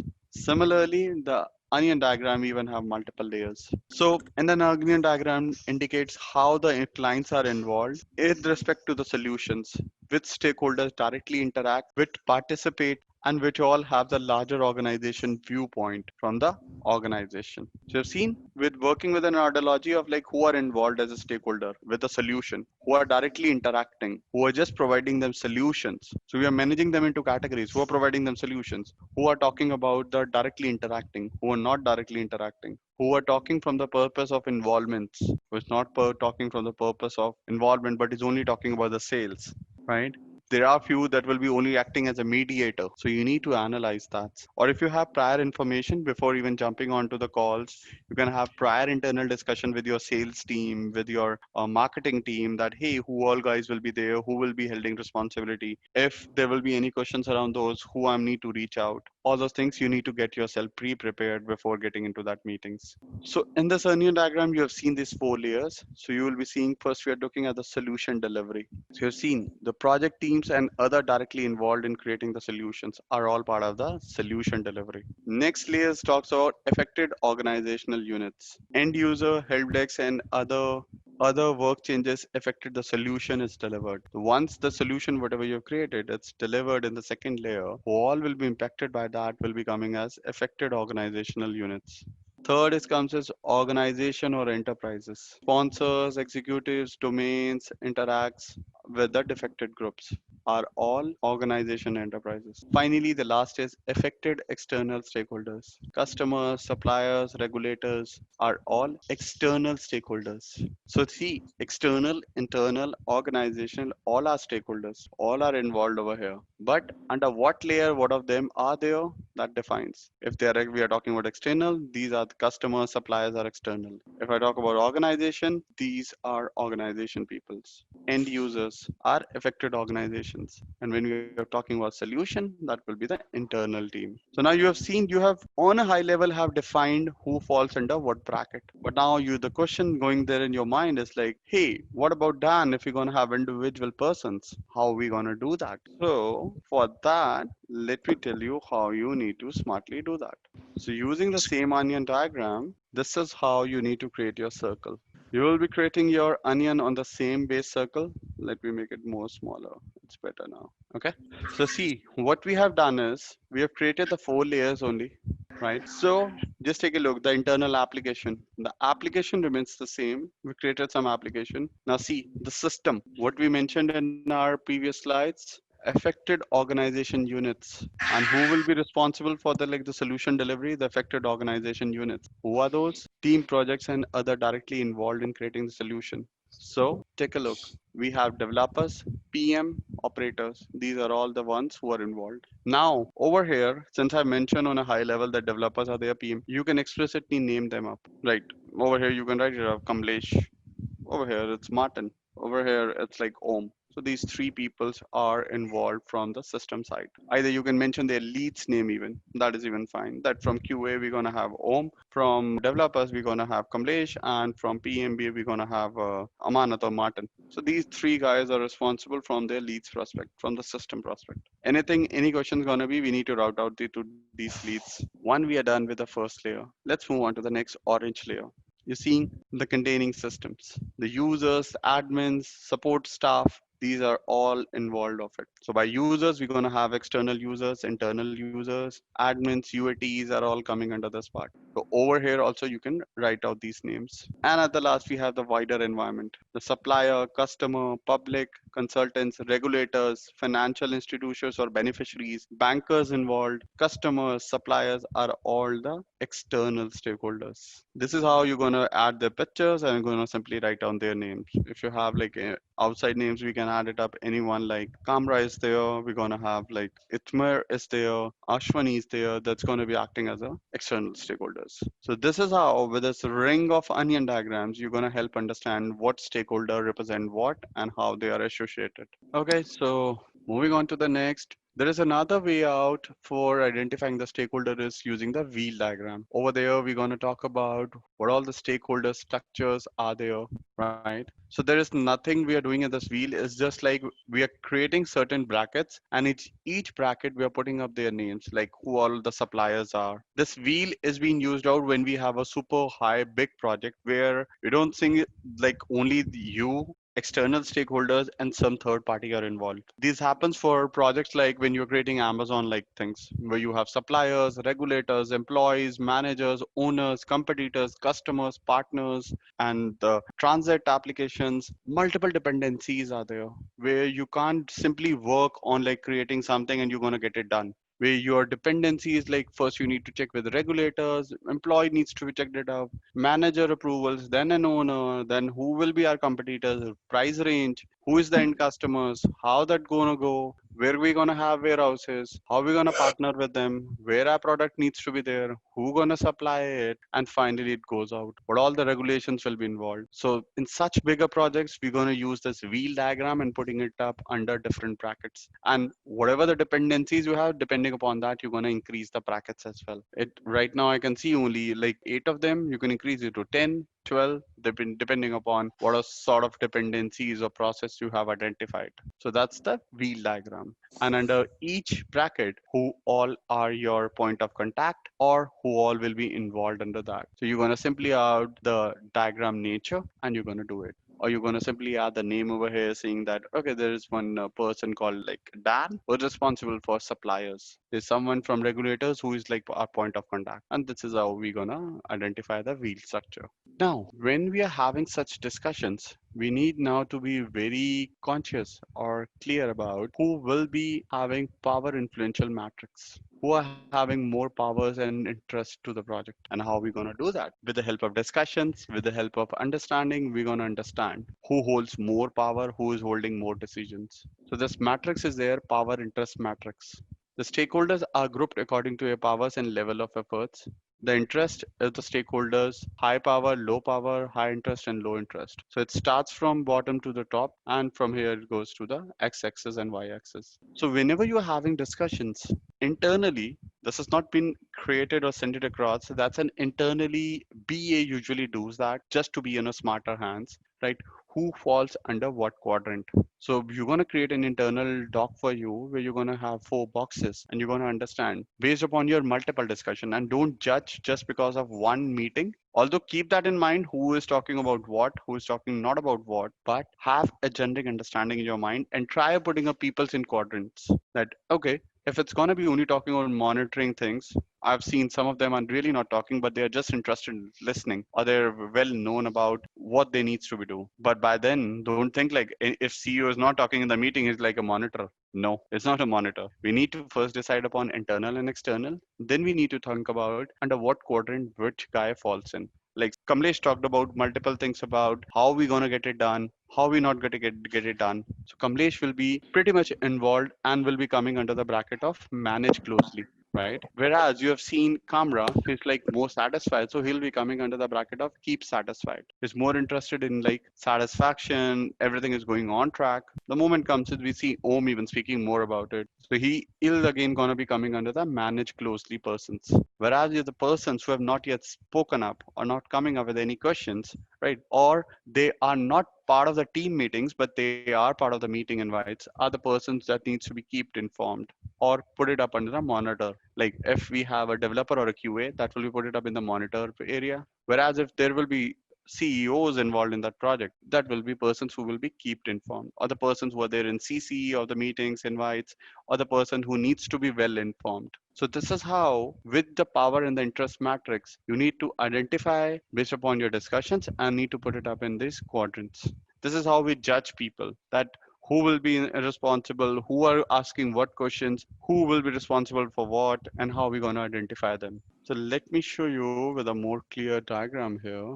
So in this power and interest matrix called the PI matrix as well, so you will see the low power, the low interest, least important or the minimum effort. The persons who are putting the minimal efforts will be putting up under this bracket. Peoples with high power and low interest. Their powers are high, like the CEOs, CTOs, the chief leads manager, AVPs, AVP are the ones who will be putting it up in this bracket. About the third bracket where we have the highest power and the higher influence. So you see, oh, the power is high, but the interest is low. But over here, power is high, even the interest is high. The guys, the key players, will be put it up into these brackets, like the final stakeholders, someone with a So client who's having interactions with you. And the guys, the finally comes a quadrant where we're gonna have people with low power and high interest. So their power is low, but they only want interested to know about, right? So these are like stakeholders. They're pretty much involved. The project gonna success, that's good. But my interest over it is then only I will be getting some commissions out of it if the project got success. So they don't have any influence, but they are only aware about being as they are provided at some services. Is the project going to go well? They find it out certain interest in that they're going to get money, or they will be asked for more sponsors. One or the other way, they are having an interest to the successfulness of project. So those guys will be part of those. Got it? So there are strategies to manage these stakeholders as well. So stakeholders with high power and high interest should be managed with utmost care. The persons that's with high power and high interest that falls under the third bracket, we need to make sure we are taking care of them very seriously. Whatever the mails they are dropping, whatever the details they are having, we need to make sure we are giving them the best of the best services. And by that, I'm not differentiating between to this guys only you need to provide them or reply them to the emails. These are the persons who are there with that utmost care. Their emails needs to be very clearly articulated, seen, and discussed before replying. These are the ones who are having a high interest on the project, and that's going to influence the projects as well. Where are people with stakeholders with low power needs to be kept informed. Whenever you are even dropping emails, you need to make sure whom you want this information to be circulated. These guys only needs to be informed, but this needs guys to be put it up in the two, or they needs to be highly informed about everything, whatever is going on. These one with a lower power and lower interest are like the one that least interested about project, but they are there for monitoring purpose. So you need to make sure you're having such things in your ideology, in your working culture, that who is important and who are not important, or who are only needs to be informed. Other than that, there are another ways like identifying the stakeholders' interest, who has influential, who are not, who plans the stakeholder to participate in project cycles, who comes up with emails, who comes up with documents, who comes up with building participant stakeholders commitments, developing strategies. Similarly, you can even develop in a simple matrix like stakeholder one, its name, what's its interest, and what is impact. So this simple matrix you can even create it for tracking stakeholders on individual basis if you really want, where you're going to have multiple stakeholders. Now the situation even arises, we have seen some projects where the stakeholders are like 15, 20 stakeholders are even there for such a very big project. Like financial tradings, we have around, for every portfolio we have around three managers. Like for marketing, then we have for like equity depths, right? We have multiple stakeholders. Managing them up on those bases, it's pretty important and a different task. So stakeholders, when we're going to have interest, what are their interests, what are their impacts, right? Okay, within the, if I talk about wealth management, who's going to be for the portfolio manager, who's going to be for the equity, who is going to be there for debts, what's their portfolio, are they individual portfolios, products, people's. If we have such complexity even in the stakeholders, right? Generally, if you go with a mid-sized project or small project, you're going to see like 3 or 4 stakeholders. But if you go with a very huge like project that's going to run for like 10 years, 20 years, you're going to see a lot of people will be there. On those bases, it's sometimes become very difficult to manage because either the stakeholder is playing multiple roles or he is into like multiple different activities. So tracking them based upon their interest and impact can be done using this stakeholder analysis steps as well. It's like a simple matrix. So you just need to write their name, their interest and impact. So now there is another important matrix that comes in picture that's called as the RACI matrix.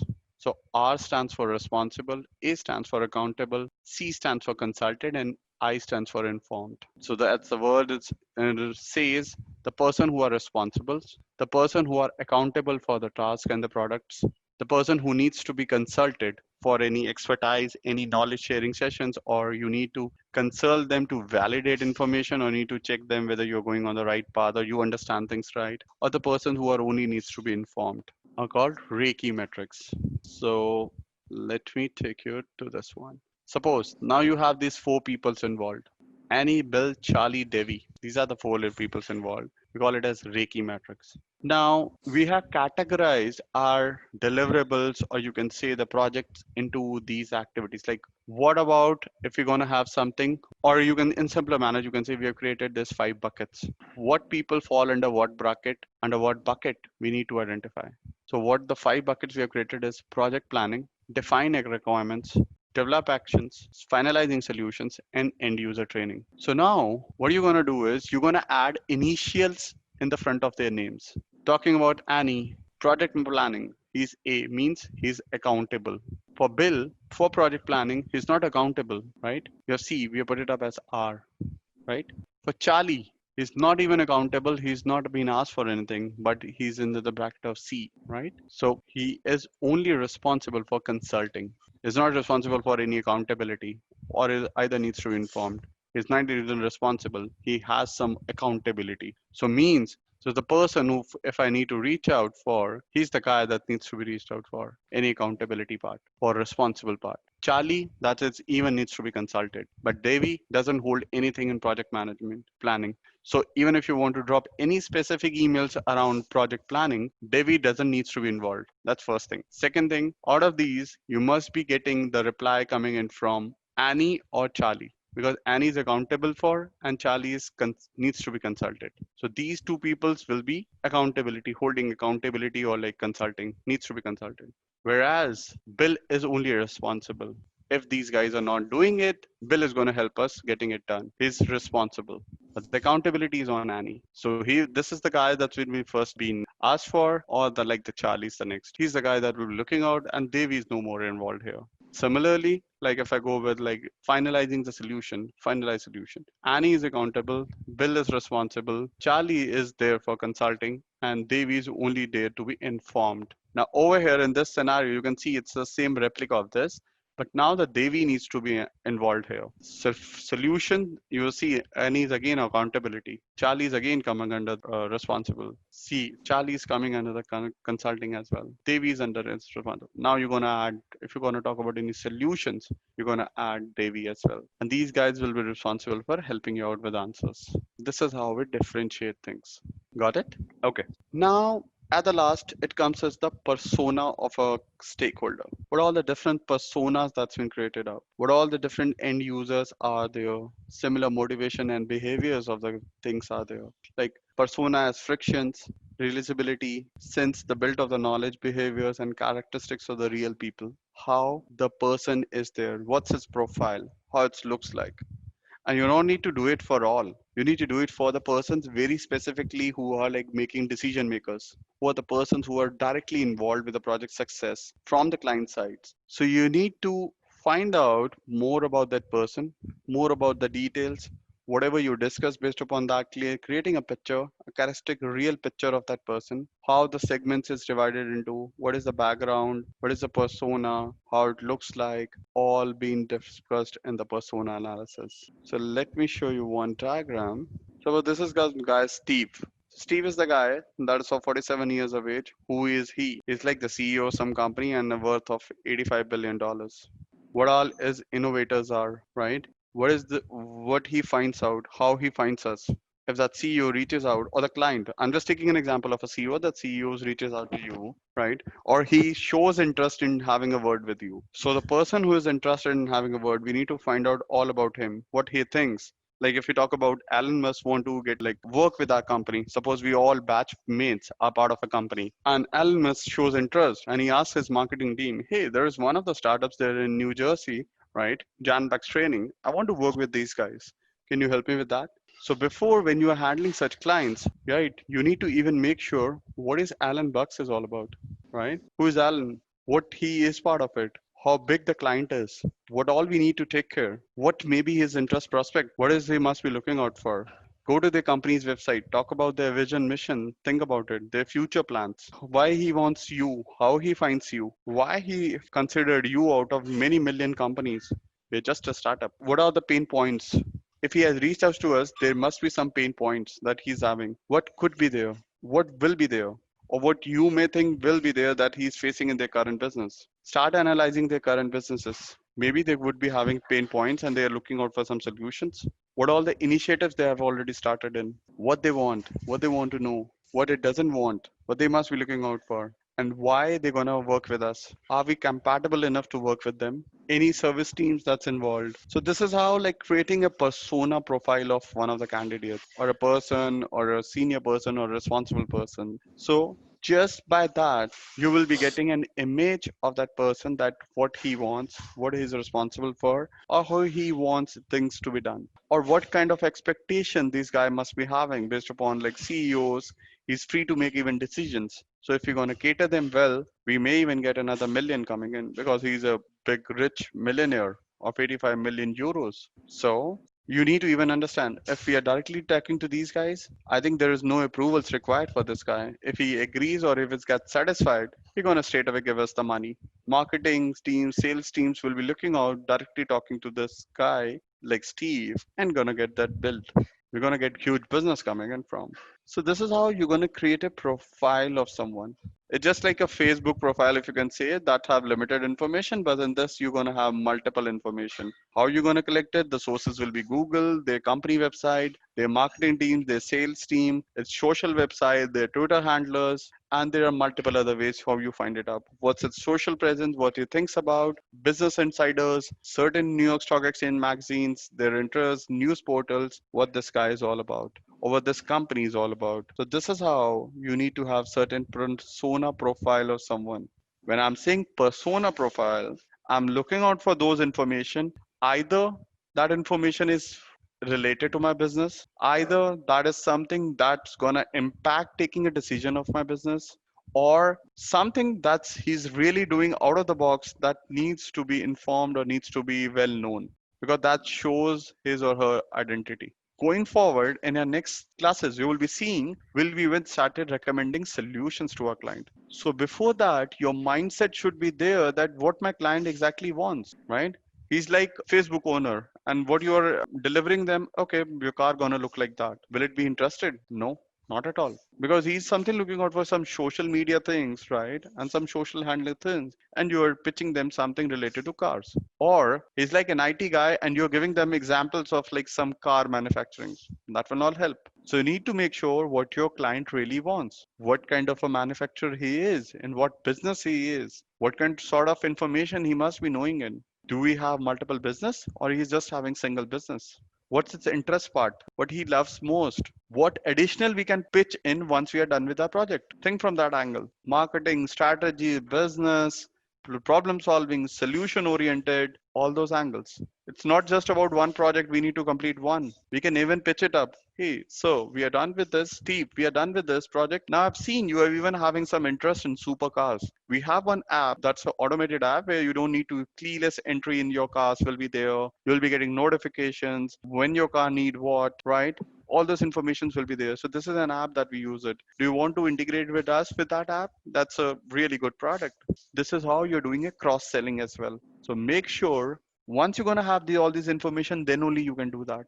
If he doesn't have any interest in like aeroplanes or like aeronautics, and you are saying, hey, I'm thinking of getting into that business, or like you must be thinking, I don't have any interest. But if you find some information or you've seen that guy doing something around aeronautics, maybe he would be. So that's gonna even help you in cross-selling, understanding customer, it's understanding gaps, what is the interest part, what is looking for, what is good about, how do's business, how much money he's looking or spending in, how big the client is, all those information will be coming out from persona profiles. And this is how you're gonna even understand your clients.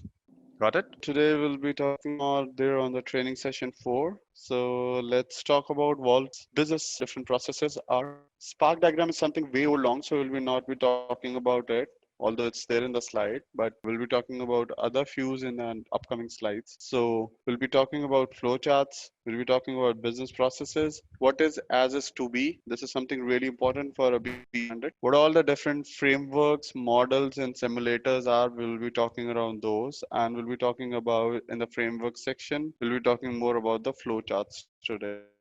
Businesses. A business process is something, a series of steps you taken to accomplish your goal. Just like you went on a burger shop, you ordered it, you bought french fries, you want a meal, you put it up the order, you waited for some time, it got delivered, and you were able to eat that burger. That is the end process. Suppose like you want to book out an Uber, you find out the destination where you are, you use your mobile app, right? You decided the pickup point, the destination point, the cab reaches out to you, you arrived in the car, you reached your destination, and you made the payments and made the feedbacks. So finally, you achieved your concrete goal as a decision that you want to move from one place to another with the help of a Uber. You did that and you finally went into that, which is called Uber. So you started your journey with your booking an app and finally you reach your place. That's your end goal. So that is called the business process.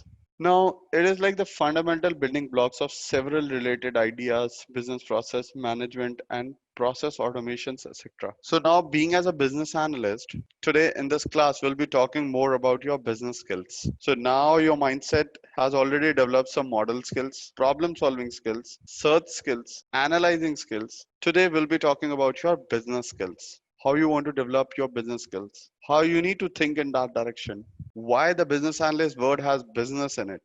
So you are a business guy. Being as a business guy, you need to make sure you are even understanding the flow, the business, how you're generating money, what needs to be done in the business, what is the customer's problems are.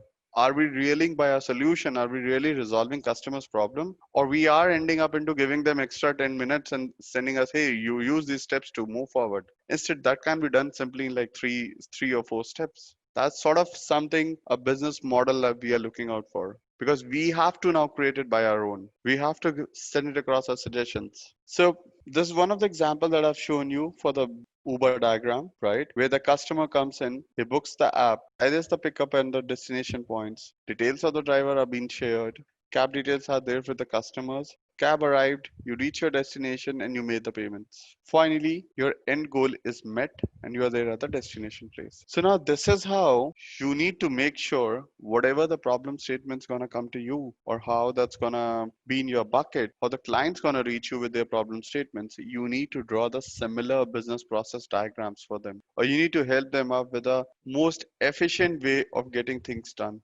Probably like either it's burger, either like it's anything solutions in the IT world, anything related to production, anything related to farm manufacturing, be it it's any industry. You need to make sure you are making processes around it. Similarly, like you have, everyone have experience how you want to go and do shopping there on Amazon. Select your products, look out for schemes. Is there any offers related to credit card, debit card? Take a look at it, add your products to basket, and at the finally just get and pay that out. This is one of the experience. But it was something about if somebody had did shopping or they remember that in 2000 or close to 2000, it was not like the same. Earlier, first we have to every time log in into it. Then we have to identify all the products. Then we have to take at least a day time to let them know that this is what you want to buy in. They check their inventories and by a day or two, they're going to come in. And post that, they're going to get it shipped to your address. And earlier, we don't have an inventory management system as strong as it is right now. So once first they take an order, they wait for one day and then they confirm whether your order will be delivered or not by checking into the inventories.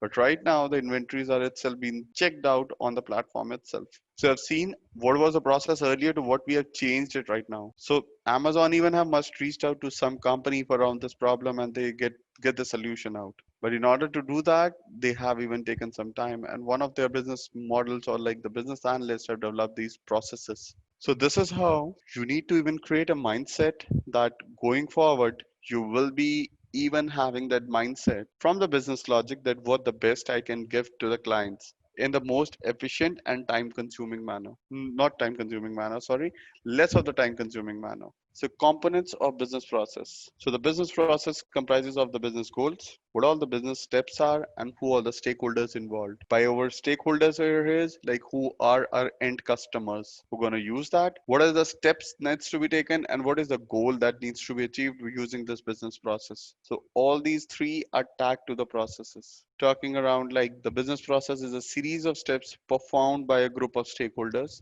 to achieve a concrete goal. It is the fundamental building block of several related ideas of a business process and process automations, etc. The process forms lifeline of a business, helps in streamlining, make sure that the resource put on their optimum use. So as I mentioned, we are drawing or we are creating processes in such a manner that it's used for optimal use activities to make sure that the resources are put into optimum use. So just giving one short example, it's a generic one, like steps in a business processes. Like we have a goal, right? We have some identified goal like we need to do shopping there on Amazon portal. We plan accordingly what we need to do in order to achieve this. What is the goal is to shop over Amazon. What is the plan? How can I best do it in like least amount of steps? We set the actions. We monitor the results. We implement it and then we test it, right? Post implementation, we test it out and we finally repeat. And this is how we keep on going. And if you want to make more,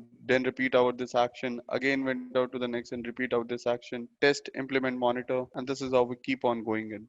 Okay. So as we mentioned, like what are the goals over here in this linear sequential steps? It's the purpose of the process that we want to get created or we want to successfully achieve that. What all the plans are, what strategies that we need in order to reach these goals, how to ramp up the roadmaps, identify the individual tasks your team, your machine needs to do in order to execute the plan, test, run the processes in small scales, perform the gaps, and identify. This something, as I mentioned, it needs to be done by the testers. Implementation phase. We need to look out for live environments where we will be taking help from infrastructure guys. Monitoring is something we need to document patterns, histories, how the customers is going again and again. All those are being captured by the Amazon. How the customer is doing their shoppings, what frequently he looks for, what frequently he wants to buy, but he's keeping a look at it from past 15 days, right? And the similar thing, we need to achieve the goals, possible able to achieve the similar goals again and again. Critical analysis of a business process. Using the business process analysis helps us identify determining elements of an operations to identify with the help of proper analysis, right? So when we are doing some analysis, we need to first make sure what kind of a customer we are dealing with, what its end goals are, what he really wants to meet in, how its performance needs to be there, right? What if the team wastes its time, a lot of time in effort resolving the problems only? Have we identified the problem rightly before proposing a solution? It's sometimes even seen in terms of analysis and when we are creating any business processes. It's been seen that we don't analyze a problem rightly and we start proposing a solution. It's same as you must have heard about the phrases that without listening, don't speak. So we do the same mistake over here. Without understanding the problem statement, we start proposing them solutions because it looks to us that the problem is so simple that we're just looking out for a solution. Whereas it's not the case. So we need to make sure that we are spending good amount of time doing a good amount of research, first identifying the problem statement. Is that really a problem or not? Even that you need to analyze. Maybe it could be as per the requirements. We don't need any sort of like problem statements, or it's not a problem statement. You, because of your mindset, you are thinking it's a problem statement, but it's really not. So you need to make sure that every time, whenever we are going with such things, is that a problem? What kind of a problem? What set of customers are facing these problems? All types of analysis has to be done. Now you consider we have all the problem statements with us. What is the problem we have identified, right? So you must be seeing, if you're not having a proper analysis, your team will be wasting a lot of time error resolving the wrong problems. So what's gonna happen if you have not done the proper analysis? Your team will be solving the wrong problem statements. You will not be working on the right ones. You will be working on the wrong ones. But the thing is, you will not be getting that easier in your mind, and you will be came to know at the last end because you have not analyzed things well, or you have not gone analyzing things on that particular pace. BPA collects data and makes recommendation based upon the core processes of an organization.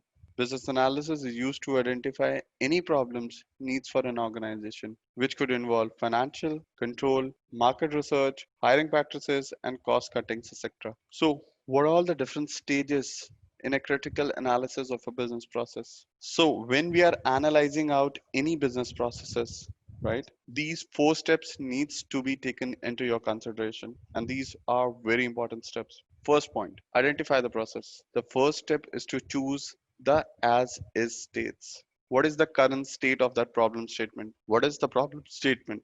Identify the stakeholders. Who handles it?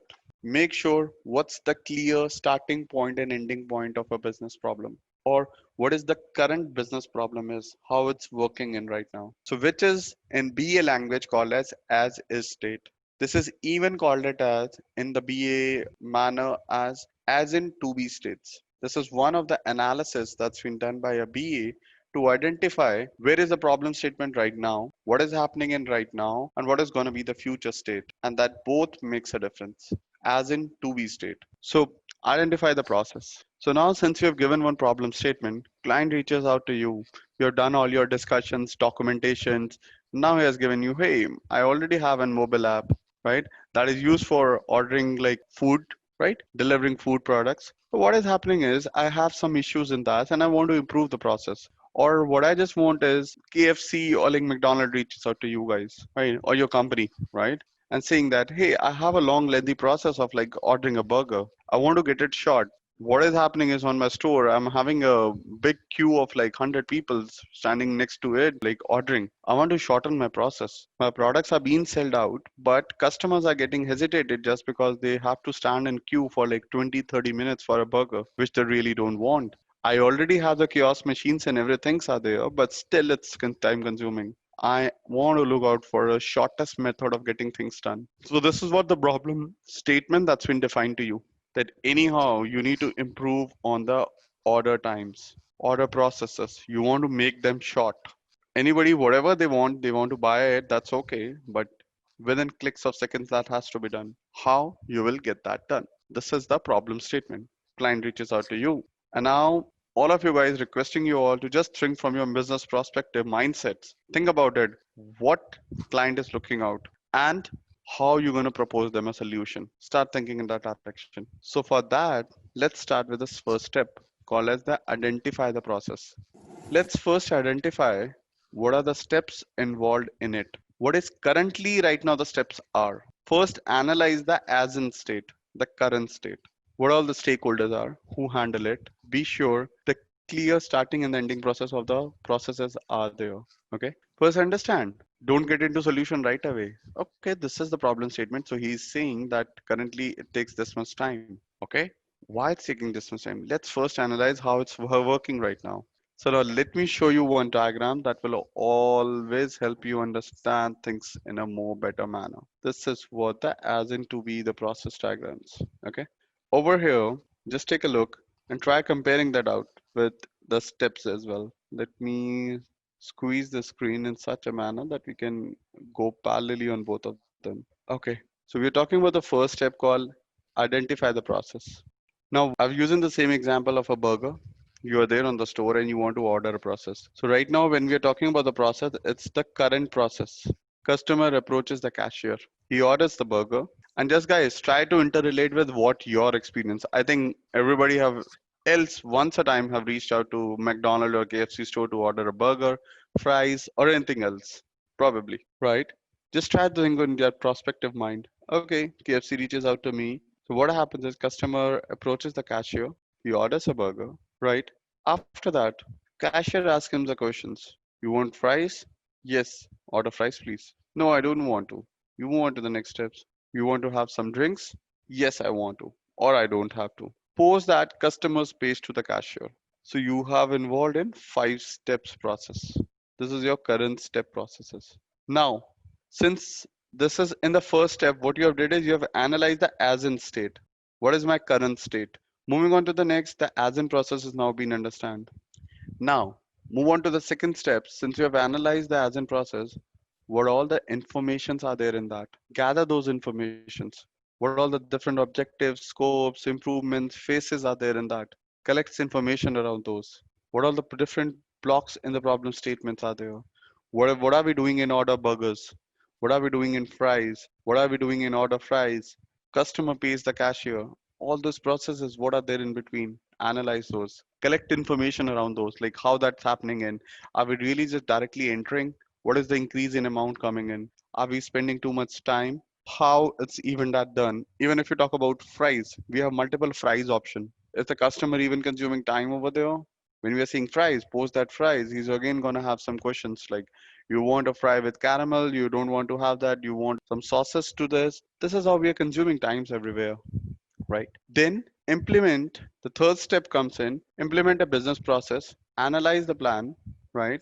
Get to the bottom to identify the process, define the process in a flowchart and other diagrams to measure its effectiveness. Now what I did is, yeah, you reanalyze this complete diagram, you create your own flow and try to understand, okay, as an in process, the customer reaches out, he orders burger, he has to make a decision, customer looking out some questions like fries, burgers, water. drinks, anything. Then he's looking out for some drinks, and finally the customer pays to the cashier. So this is how the complete process is. With all the information, so, okay, on the step two, he's doing this processes. On step three, he's even asking for fries, then he's looking out for flavors. So I think probably like 1 or 2 minutes have been spent out over here as well. Probably then he asking for the drinks. Okay, so what kind of a drinks you are looking for? Soft drinks or like cold tea or coffee, cold coffees? What are you looking at then to the consumers? So around the 1 or 2 minutes process here, 1 or 2 minutes process here, and combine again 2 minutes of processes here. So in total, 4 to 5 minutes is consuming from start to end. And finally, at the last, we're gonna develop 2B plan. Finally, the analysis needs to make recommendations how the 2B process needs to be there and reminding them the requirements, suggesting them the change and defining a new timelines, etc. Now, since we have identified the problem, statements, analyzed the processes, now we need to help them out with a solution basically. What is 2B process? Means the process newly been suggested now. So let me show you again. So guys, what I simply did is we have reduced out the steps in just 3 steps. So the comparison in front of you. What is earlier? So what is early right now? Customer approaches to cashier. He orders the combo meal. Customers pays the cashier. See, just in 3 simple steps. Instead of spending this much time, we have just put it up the same thing in this manner. Now you guys must be simply thinking of that in this, Dan has simply done the combo meal. What about the burger?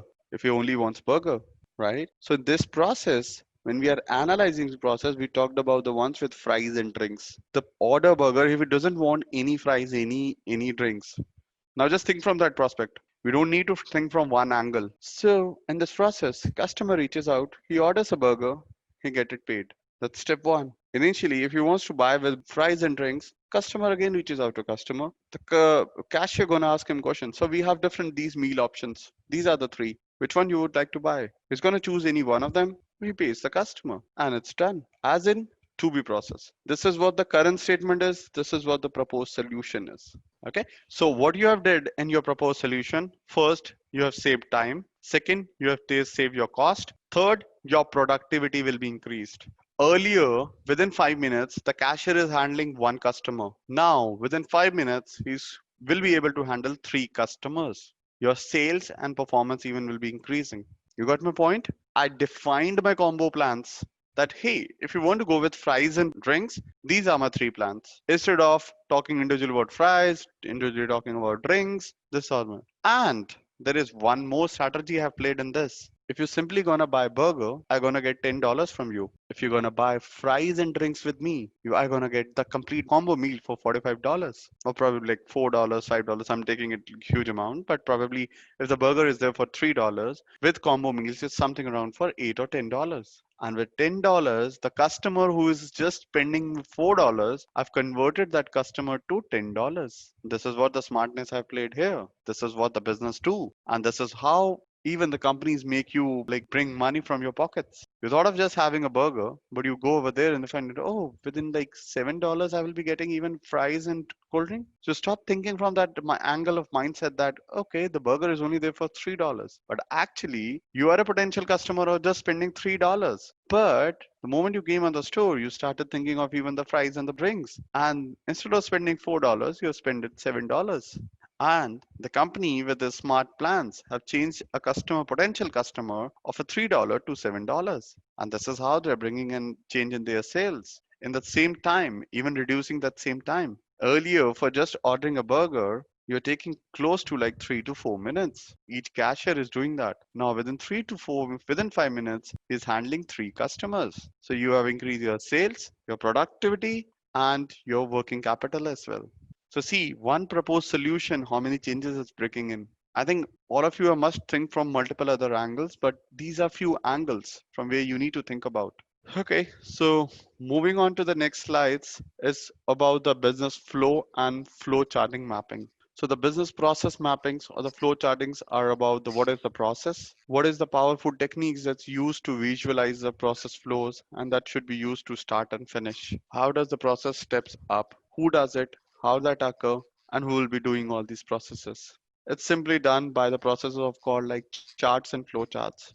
And and I think everybody have seen the flowcharts. So flowchart is a diagrammatical representation of algorithms that works process, steps, and various connecting them arrows determines how we're gonna define the flow of an object. Flowchart is used to design, analyze, document the process, programs, and different other ways. So we have the start and the stop events. Let me show you a few. So these are like the start and the stop events. It's like the circular manner. There will be few. Yeah. So these are certain the terminated events. We call it as like the start and the end processes. We use this one. If I talk about the steps, what all the different steps that will be involved in that, right? We'll be talking around those, whether it could be like the square boxes, decision making boxes, or we need to have or penetration steps. We'll be talking around those data steps. Then we have connecting flow diagrams, which we have arrows where we connect one block from the another. Then we have certain events in between, the start events and the end events. That's the circular ones with some arrows, or if you want to terminate any event, if you want to start with any event, we'll be using those events. Then we have decision making box, the prism kind of a shape.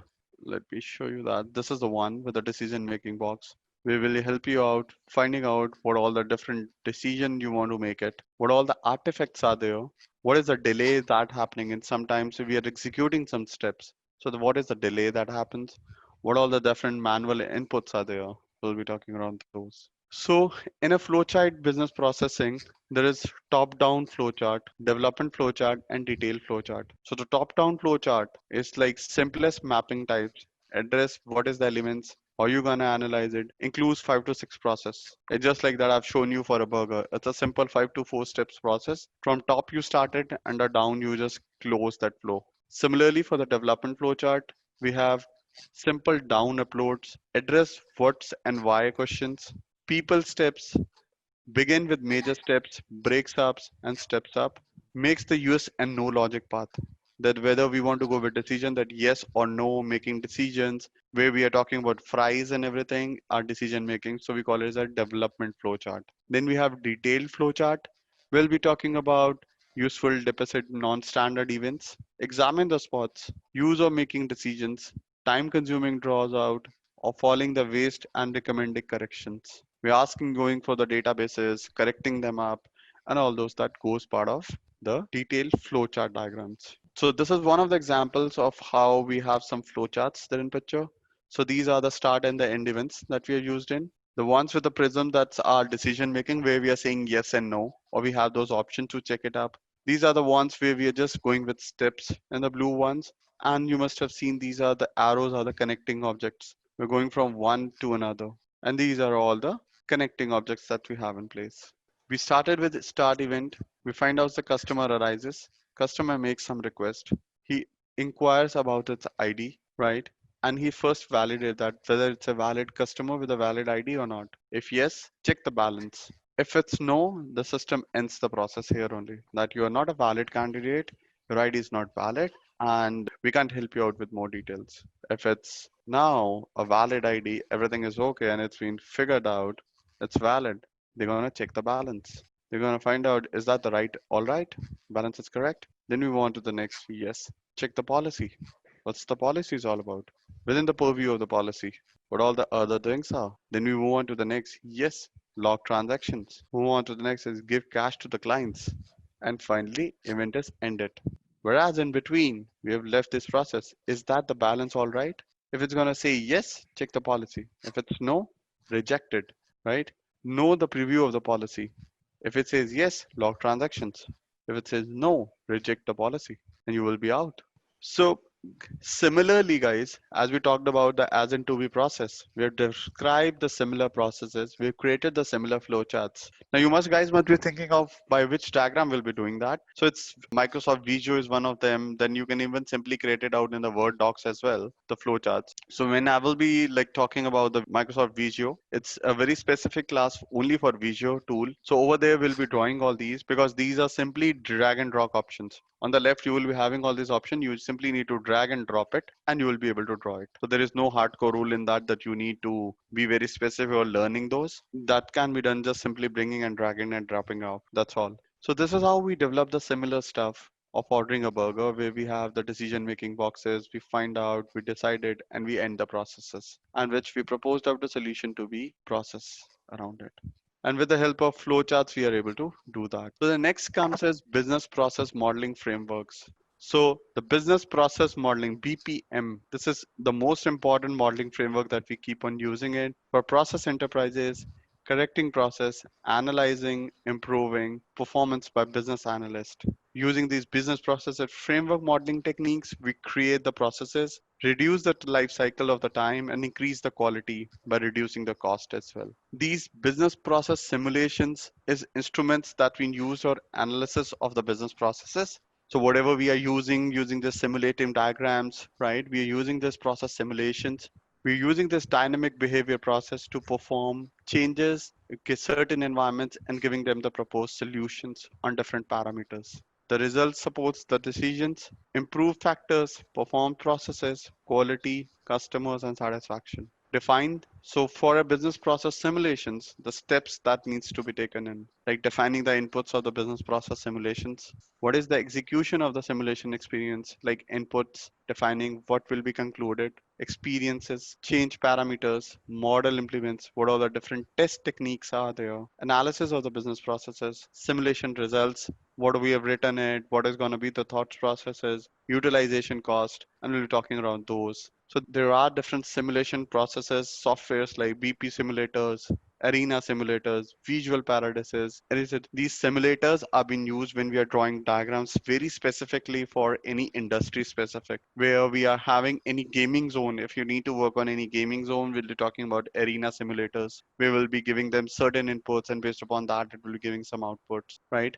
There are few other usual paradigm as well. Although these simulators are very specific to your requirements. Like if somebody went into the gaming zone company, if someone went into the production ones, so over there, these are very specifically being used out. It's not highly used out there in the market, but just for your information purpose, it's important to understand that simulators are even used in the market for creating processes, but it's requirement specific. Welcome you all to BA training session 5th. Today we'll be talking more about requirements. What kind of requirements are there? What's there? The importance of IT business project management. Then we'll be talking about enterprise, stakeholders, functional and non-functional requirements, overview of requirements engineering, and we'll be talking about the requirement traceability matrix that's been used out for gathering or like tracking requirements. And then we'll be talking about design and re-engineering. Okay, first of all, what is a requirement? A requirement is like basically a condition or a capability needed by a stakeholder to resolve a problem, or the client wants to achieve a desired objectives are called requirements. He wants something you to take care of. He wants you to something develop something so that he can achieve the motive or probably the conditions that he wants looking out for or the objective he needs to meet it up are all part of the requirements. Conditions, capability that must met or possess to a solution, component, satisfy a contract. Formally imposed documents. Probably with the help of capabilities, we have solutions, IT structures. We try to create a capability around those documents, standards, getting into contracts or getting it everything written down and imposing them apps are all part of requirements. The documents representation of a condition or capability as in one or two. So let's move on with what all the requirements are basically. Our requirements may be unstated and implied by the requirements. Elicitation, analysis, communication of requirements are major understanding that needs to ensure what the client actually wants, what you really want to develop it, and are you documenting all those things as part of the requirement. Moving on to the next is requirements. The software requirements are described of features, functionality, or the target systems. Whatever the client wants to make in, suppose he comes up and says, hey, I want to create a replica of an Amazon, but I want certain changes in that. I don't want like a dashboard to be as looking like right now on the Amazon. It should be looking like a Facebook profile, but the shopping app should as the Amazon is going right now. So you need to make sure on that. Requirements convey the expectations of the user from the software products. So you need to make sure the software products that are entered are the requirements really there. Requirements are characterized logically as must have, should have, could have, or wish list. So whenever you are having negotiations or like kind of requirement gathering with a client, you need to first make sure what all they really want. And so how we divide it is whatever the requirements we are getting in, we divide it into four basic categories on the logical basis that whatever the clients really want in. So we called it as software cannot be said operational without them, or we can't say we can't go live because of them. There are some that, yes, enhancing the functionality of the software should have is must here. Whereas in the could have section, software that can permanently still properly functions with their requirements falls under the could have section. Whereas the wish list, these requirements do not map to any objective of software. So in the wish list section, these requirements do not map to any objectives of software. So even if we not gonna go with these kinds of requirements, we are still good to survive on those areas. So requirements basically needs to be integrated on four areas. Why the developers and the softwares must have implemented, should have, it's a matter of debate that which list can we keep in the software updates or not, or how we generally used to go with when the first phase is like and the first few releases we only go with must and should have, where we talk about wish list and could have to be the future enhancements, or probably like once we are done with the major part which helps in like operational of a system, probably like if we talk about again taking an example of Amazon app only, in such cases we will be only doing the first of like getting all the products in, getting their naming conventions, getting their pictures being added, their price, and a lot of multimedia activities that needs to be there, promotional activities. All those comes under the must and should have sections. Whereas if you talk about code or wish list, that can be like certain kind of like a flashy ad needs to be there, or do we want to put down some sales, or do we want to put down some film stars or like some renowned personality on the app so that they can advertise more about certain products, these kinds of things, or like probably we're going to have notifications, right,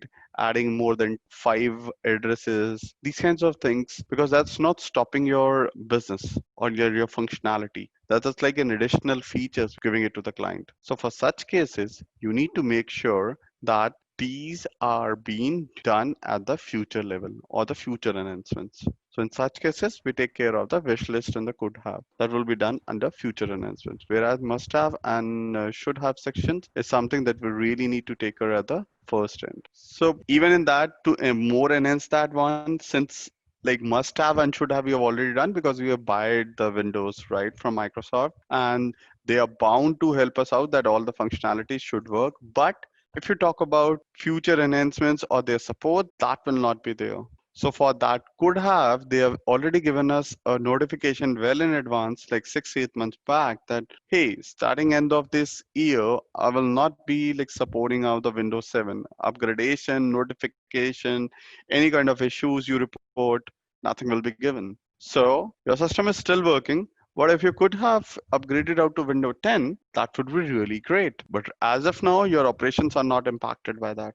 So that's giving you well intimation around 6 8 months back that hey, something may happen in 2021. But before that, please get your system upgraded whenever you like it. But it doesn't mean that your system will stop working. It will still work on Windows 7 and it will be operational even in 2021. But if you face any issues, there will be nothing, no one from Microsoft to help you out. Got it? So this is how we categorize out the requirements, like what sort of requirements are there coming in from client, or we document them all, we build them into categories, right? So these categories or something like that is not built up on the functional requirement document or the BRD, right?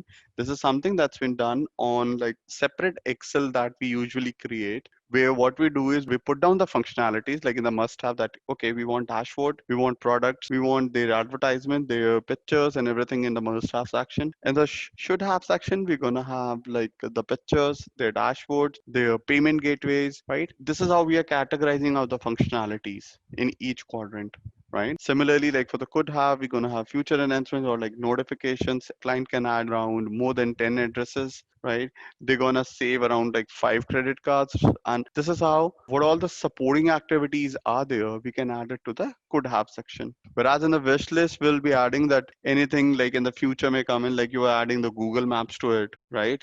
You want to track online where your product is, right? All sort of features like the wish list features can be there as a future enhancement once your actual product is stable. So such kinds of things usually happens when our actual product or our actual motive is getting all done, and we are now working on the wish list part where we are adding future enhancements to the product. Okay, moving on to what all the different attributes of a requirements are. Now we are in the phase like when we are having a discussions with a client around requirements, what sort of requirements we are taking in, what all the objectives of the requirements are. We have elicited few requirements. We discussed on using brainstorming, multiple discussion sessions, using some docs, right? Or they provided us with some brochures and everything. We talked around the requirement part. We gathered some data. We started writing out the BRD, like the business requirement document, or some usually even call it as functional requirement document as well. What we are doing, how we will be doing it, what sort of things we'll be doing in. For all these preparations, we'll be using out the requirements. So what all the different attributes are there in the requirements, like the unique ID. Every requirement will be having out a unique ID so that in the future, if you want to track it, you're going to have a separate unique ID attached to it.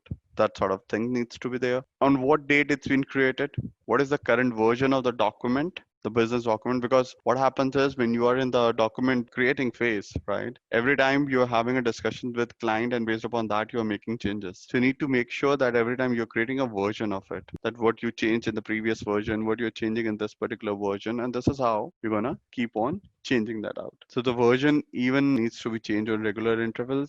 Post that, then you need to even make sure like who is like the assigner or who is the author of the requirement, right? Somewhat, let me show you that a business requirement somewhat looks like this. This is like a function requirement document that we have created in. We added out objective. You can see on which page number we are, what is kind of related to functionality, like the Office system that we have created. This is the doc version, right? And this is the references if you need to add it. Who is the author? If there are multiple authors, you need to mention that. And then you start writing out the requirements. A requirements introduction, what all the details you need to add it, but depending upon your thing, so it's important.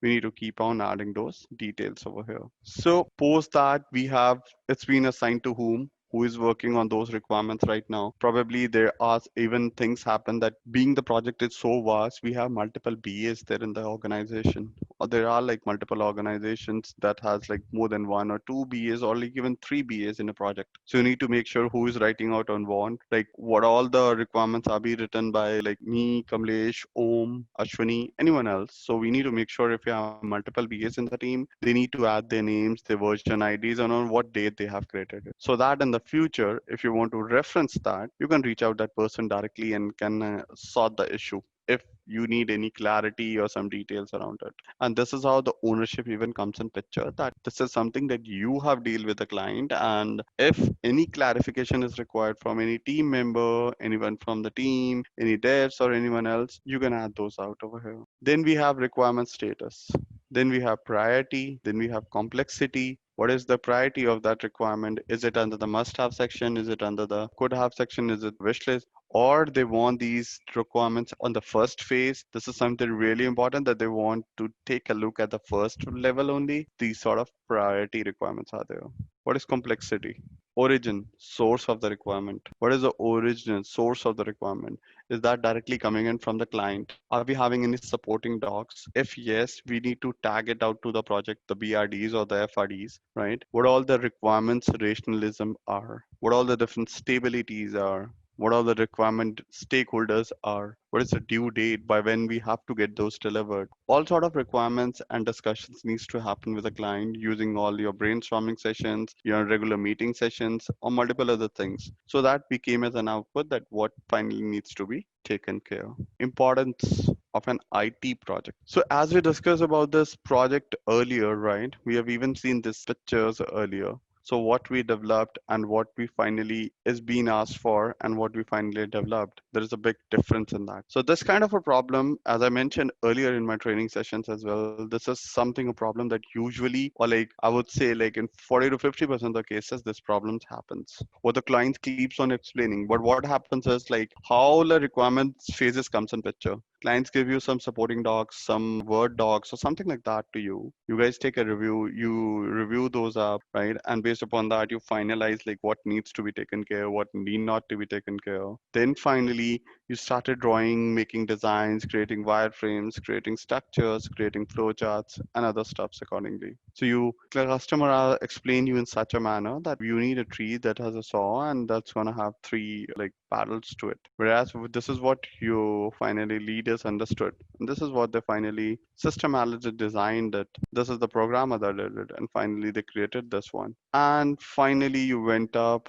the project documentation happens like that, and finally this has been created. So what has been asked and what's been developed, there is a big gap in that. So these gaps usually happens just because of the reason that you have either not understood the requirements well, or you have made certain assumptions that is not as expected, or you have not made the right assumptions, or the system understands those assumptions are really not correct. So you need to make sure whenever you are in the requirement phase, you need to deal the client in such a manner that you need to even keep on checking with them that whatever you have thinking, or you are whatever you are framing a picture in your mind, is that correct. You need to have some supporting docs, some supporting pictures, flow diagrams, right, and other mock-ups. So these flow diagrams, mock-ups is going to be coming up in our future classes, just because I want to first go through the requirements. So I'm just giving you all those examples that why those are even important. So preparing of the requirement documents, flow diagrams are even important part of the requirements, where you need to check like whether the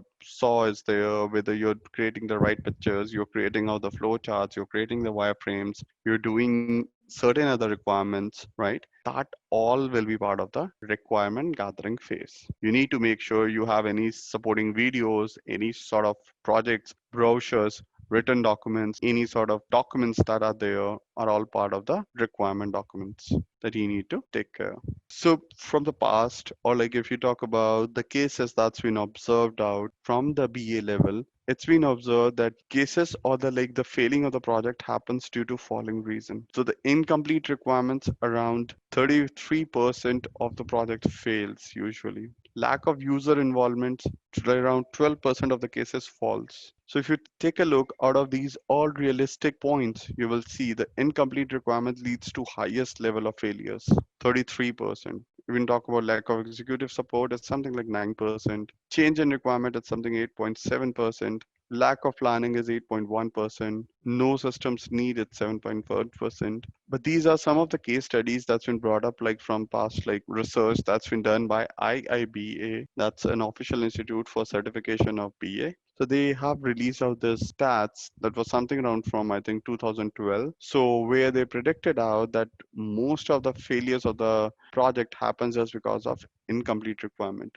Either we don't understand that, or either we understand it but we can't write it up in clear details on the requirements, or we can't really understood, or like we can put it up the same what we understand there on the documents, or even if we put it up the same on the documents, we can't meet the expectations of the client. We usually either forget to get sign-offs, or client thinks so you're thinking the same way, but on the documentation part it's missing. All these kinds of things are either incomplete, or we are not facing the real crux of what the client really wants in. So such kinds of things usually happens. This is a very critical topic to be understandable, that what's your wider thought should be, how you need to deal with the client, right?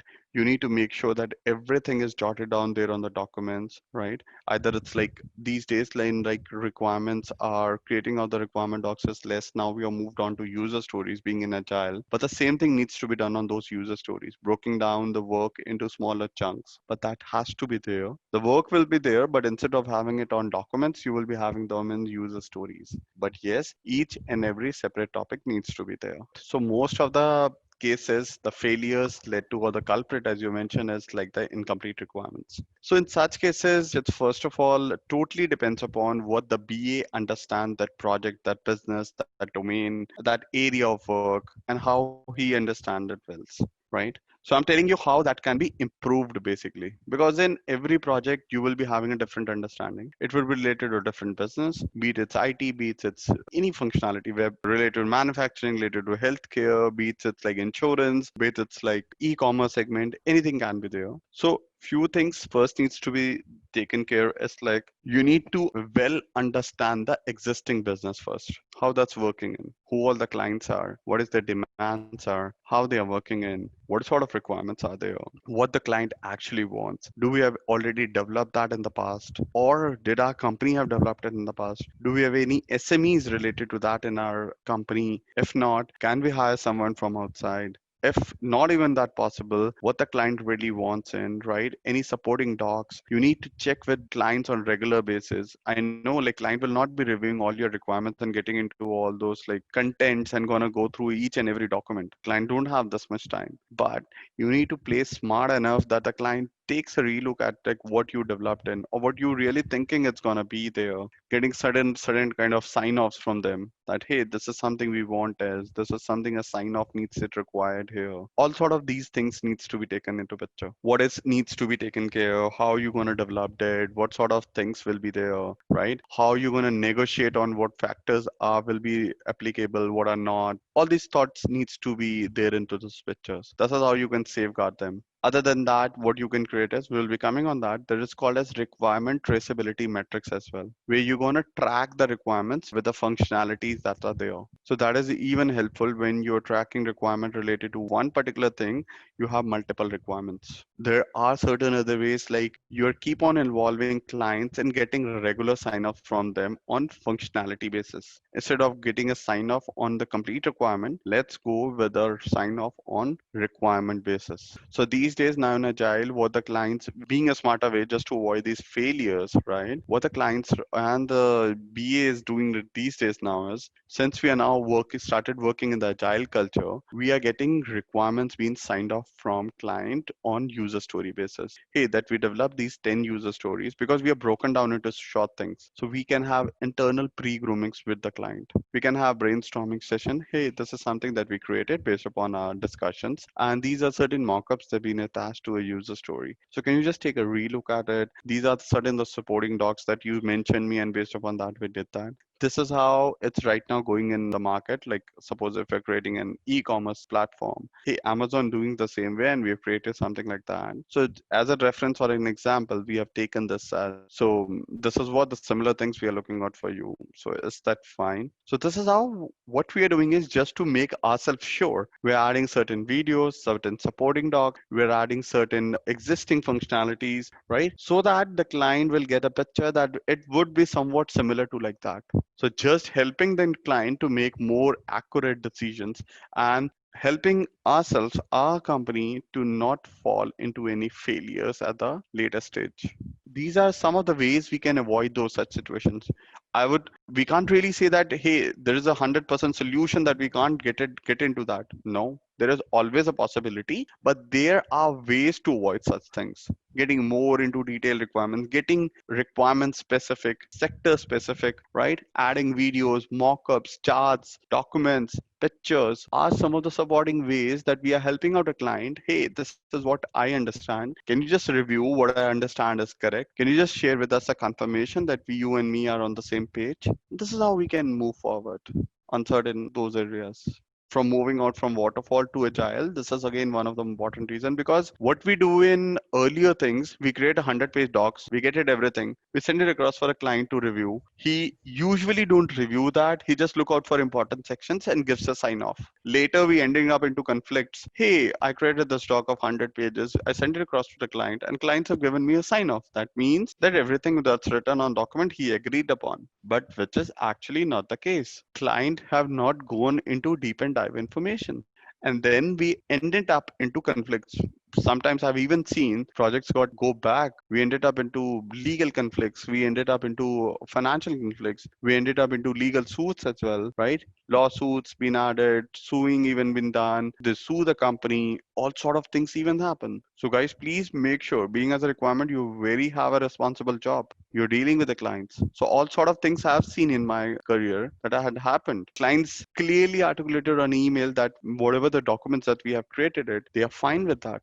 And they agreed and they ask us to move forward even. And they have even released out 25% of the payments of their contract. And once post 2 releases, they are coming back and saying, hey, this is what we are not thinking of. This is not you develop the right path. So right now, whosoever's problem is, that could be there, but I'm telling you, these kinds of situations do happen. So you guys need to make sure that whatever the requirements you're targeting, you're creating in, client needs to be in sync with that on regular basis. Broken down the requirements into smaller chunks, having a discussions with client, getting those signed off is a good amount. It seemed like you need to travel 1,000 miles. What happened in the complete 1,000 miles, no one is aware about. Instead, you have to sum up your picture of like every 10 miles what happened, and you put it up in one like folder and ask like someone to review. So probably that's the better way if he really wants to understand what happened during the 1,000 miles. So every 10 miles, you're gonna have something in your bucket that he gonna review it and gonna give you that, hey, yes, I think that's fine. This is what I'm looking for. This is what I'm not looking for. This is what I need some enhancements, or this is what need. I think so. There is some unrealistic expectations there, or this is something I want to try something new there. All sort of things comes up in that picture, and it's even easy for a client and even it's easy for you to understand. Both the ways it works good. Even in my initial phases when I was a BA, like just having 3-4 years of experiences, right, whatever we talked on the meeting, right, hey, everything is like that, it's going to work like that, and client was like very excited, hey, yes, that's good, this is what I'm looking out for. So we are like all in a confident manner that we are going in the right directions. Probably 1 month 2 months later, when we have documented everything and we start creating and we given a demo, the client was like, oh, this is what not I don't want. And then we get into all discussions, hey, you given us a sign off, you're happy with that, we have given you a demo, but no, but this is something realistic, unrealistic. I'm looking for more like fancy stuff, or I'm looking out for more something new to be bring in. So all those things we went up into all those discussions. So please make sure you're breaking down your requirements into smaller chunks and getting sign offs from the clients and giving them demos as much possible using flowcharts with requirement documents and videos, so that there is no gap between you and the clients basically. Okay. So now moving on to the types of requirements. Now, since we have discussed about the requirements, we get it into the requirements, we talked about what are the failure activities, we have started writing out the requirements. Now, you need to make sure how you need to segregate the requirements. Now, you get the requirements from the client. Okay, I want to create a web app, right? A shopping app using an e-commerce portal. All those things are there, right? I want some pictures. I want a database. I want a user base. I want load test to be good. I want supporting activities. I want everything to be there. Now you need to make sure how you're going to segregate the requirements as well. So requirements on a high level are divided into two basic things: functional and non-functional requirements. So there are business requirements as well. What a solution requirements are, what are transition requirement, what are stakeholders requirement. This is how you're going to broken down into higher levels of trees. But the requirements finally is divided into two segments: functional and non-functional requirements. Functional requirements are related to functionality of the requirements. Non-functional are related to non-functional requirements. Means that are not related to functionality, but they are acting as a support to the existing functionality, or the requirements that will help you run your requirements well. The functionality of that system. Let me explain you more better so that you will be getting a better understanding. But before that, let's first understand what is business requirements.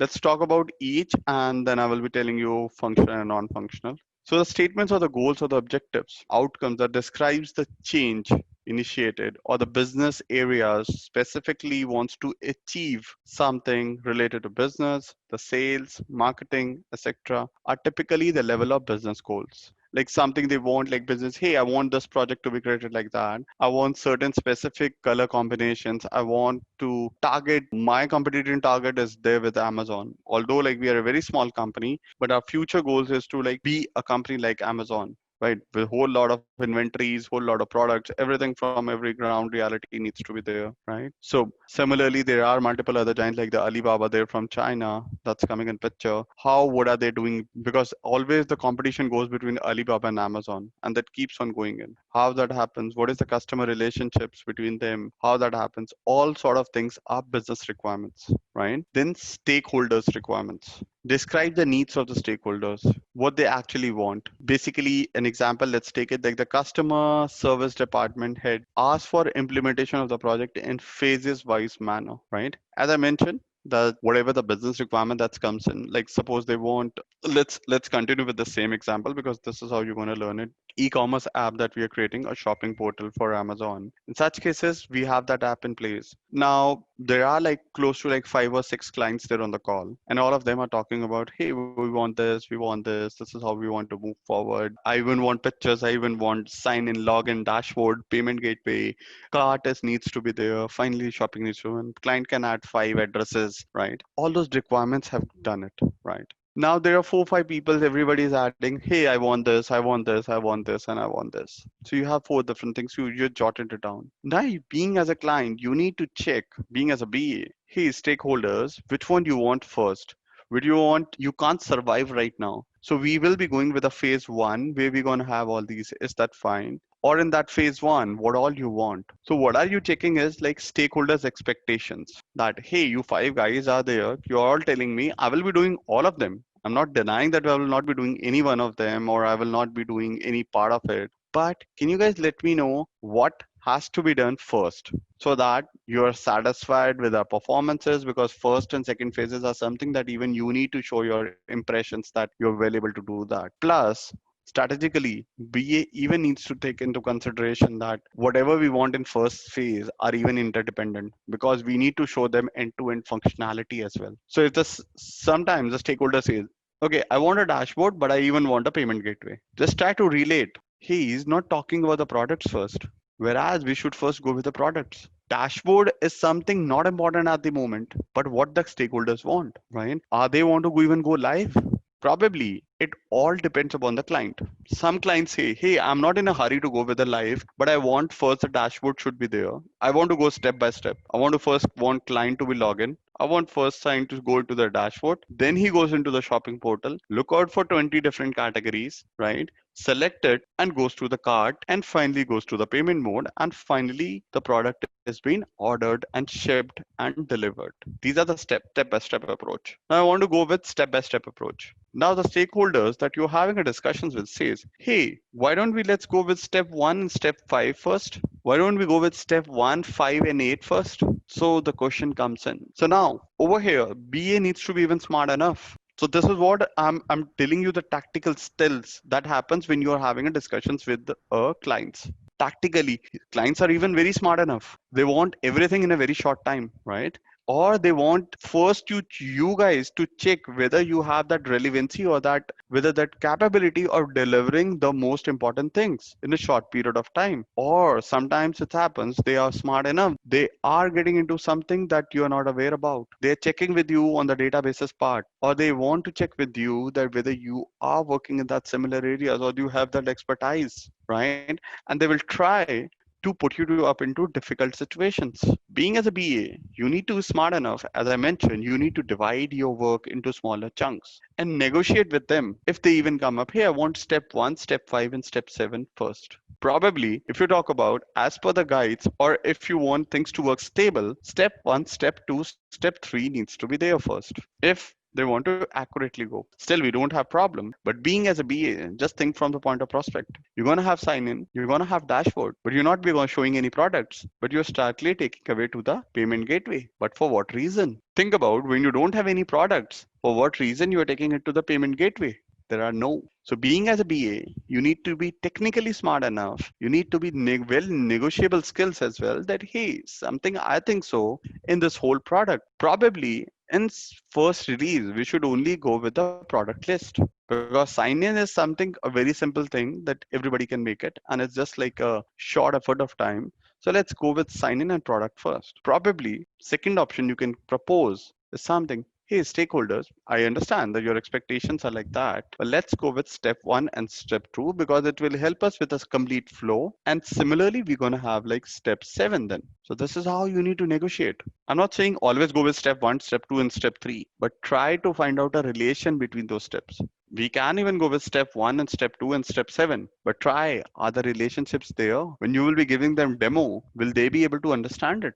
It's not always about what they want, we have to deliver that, but we need to even show them the path. If we go by that way, it's going to help you better. So suggestions should even parallelly keep on coming in from the client. Like to the client basically from a BA. This is how we need to move forward. This is how we can think of going ahead. This is what we can demo to you guys. In this short span of time of like one sprint, we can get this done. If you want the complete product list, it's probably going to take another 6 sprints or probably 2 releases. So these sort of discussions, negotiations, smartness, all should be there with a BA when you're dealing with the stakeholders. Because five guys jumping on one guy, probably one or two BAs, you end up into multiple puzzles and requirement phases. So you need to be smart enough on those areas. Requirement is something that's always very important.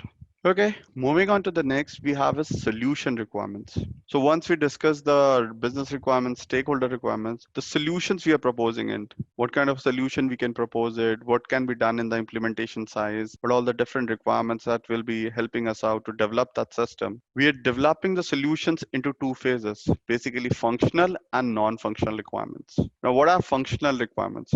Functional requirements are expected features of the systems like registering a user, making an online purchase are all functional requirements. As I've given you an example of the online purchases only. So how are you going to log in? How are you going to make a system? What is going to be there are all functional requirements.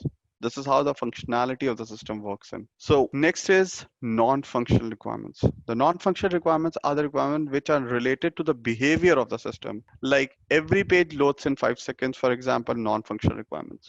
So now you need to probably define or like you need to difference between what are functional and what are non-functional. So functional means that you're doing an online purchase and you're navigating to that particular platform and you will be getting some details around it. But the non-functional requirements are for navigating to that platform, how much time the page is taking in, right? Is that it's every page is loading loudly in 5 seconds. That are non-functional requirements. So another example, non-functional requirement are those which supports the functionality of the system. It's not impacting the functionality. Whereas in order that functionality to work fine, you need to make sure that the non-functional requirements are there in place. It will not impact, but it will make some delays or it will make some supporting issues or some or the other way, it will be helping your functional requirement to work fine.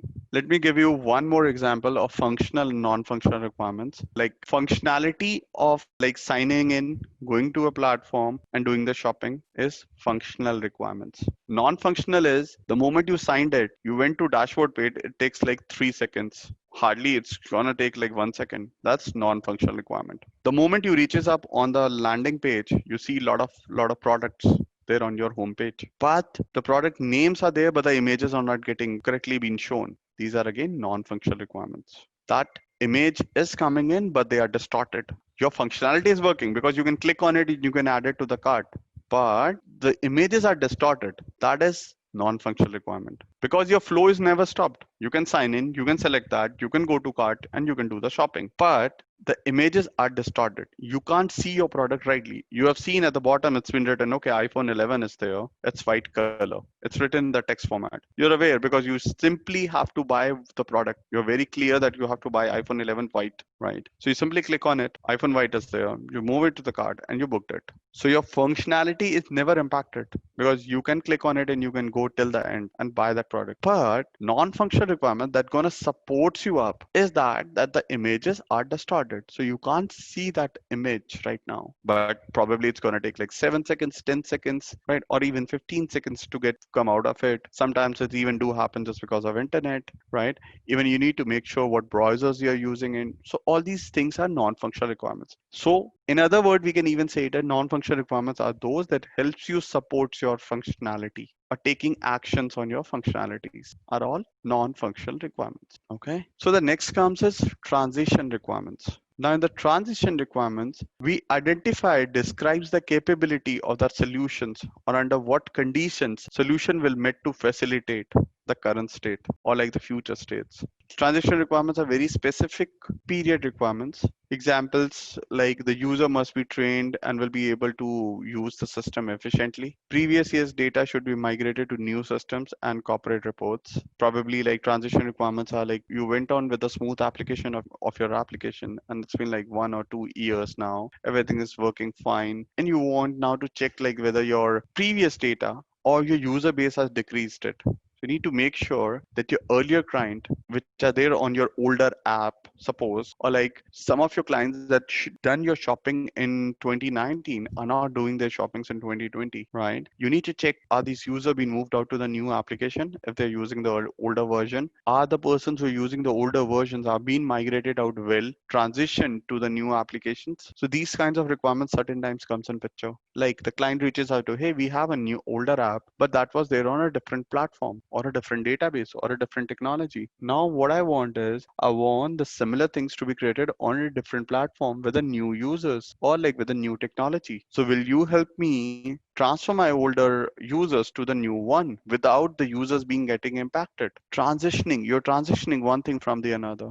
You're generating reports, right? Hey, how many users are there in 2019 who did shopping that are not doing the shopping in 2020? So if you see a big hike or a down in that, you can probably think of like why the customers that are there in 2019 are not doing the shopping in 2020. Did they find out the different platform? Are we are not giving the right products, or we are not giving the right discounts, and the price, there is a price cap. All sort of discussions comes in picture. So these are all certain transition requirements are there. Okay, so now moving on to next is like the requirement engineering. So we call it as requirement feasibility as it. So now since we have talked about what all the different requirements are, business transition requirements, different types of feasibility and non-feasible requirements are, right? We need to now understand what all the different, how the requirement is more feasible, right? Whether it's technically feasible or not, right? So for all such cases, we need to make sure that we have an internal discussions with our team members as well around what needs to be taken care, how that needs to be taken care. So we prepare a feasibility document as well. So this is how that's been created. So 5 types of feasibility studies.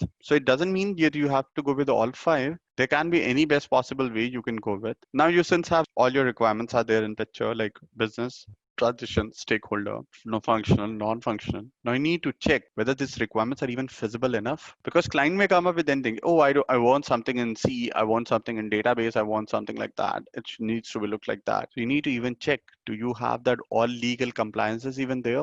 If the client wants, hey, I want to deal with Amazon, my thing will be there. So Amazon working in different countries. Do you have those all legal prospects are there? Is your company capable? Do you have that legal feasibilities as well? If we go with that long-term approach, do we have all the compliance being there and within our company? Whether we will be able to do that, whether we will be able to make those financial investment at the first end, later we'll be getting that from the client. Are we all legal capable? That's first thing you need to identify. You need to reach out to your legal team. You need to check with your teams whether that's feasible, proposed plan is ethical as per the requirements. Second, whatever the client is asking for, are we technically feasible? Whether we will be able to do that. You need to check with the dev leads. Hey, these are what I'm getting the demands coming in from the client. Are we able to do that before giving them a final go ahead and a sign off? Are we technically capable that if we have some apps on the older tool and the new one we are making on a different technology, can we really move the users from older technology to the newer technology? Do we have that feasibility? Are we technically really possible? This is what something needs to be checked on: technical feasibility. Schedule feasibility. The client wants everything to be delivered by July. They are very competitive there in the market. They want in the short duration all these deliverables. Are we capable enough to do that? Do we have this bandwidth? Do we have the right skill sets, or do we have the right amount of employees to get this done within by July? Or can we do that like in May, June, and July? We're going to have 3 deliveries and they are very strict around it. Whether we will be able to meet these scheduled timings, right? How economically we are feasible? What is the cost involved? Because they're going to make payments in 3 regular intervals, one in 2019, 2020, and 21. Are we going to make an additional investment if we want to build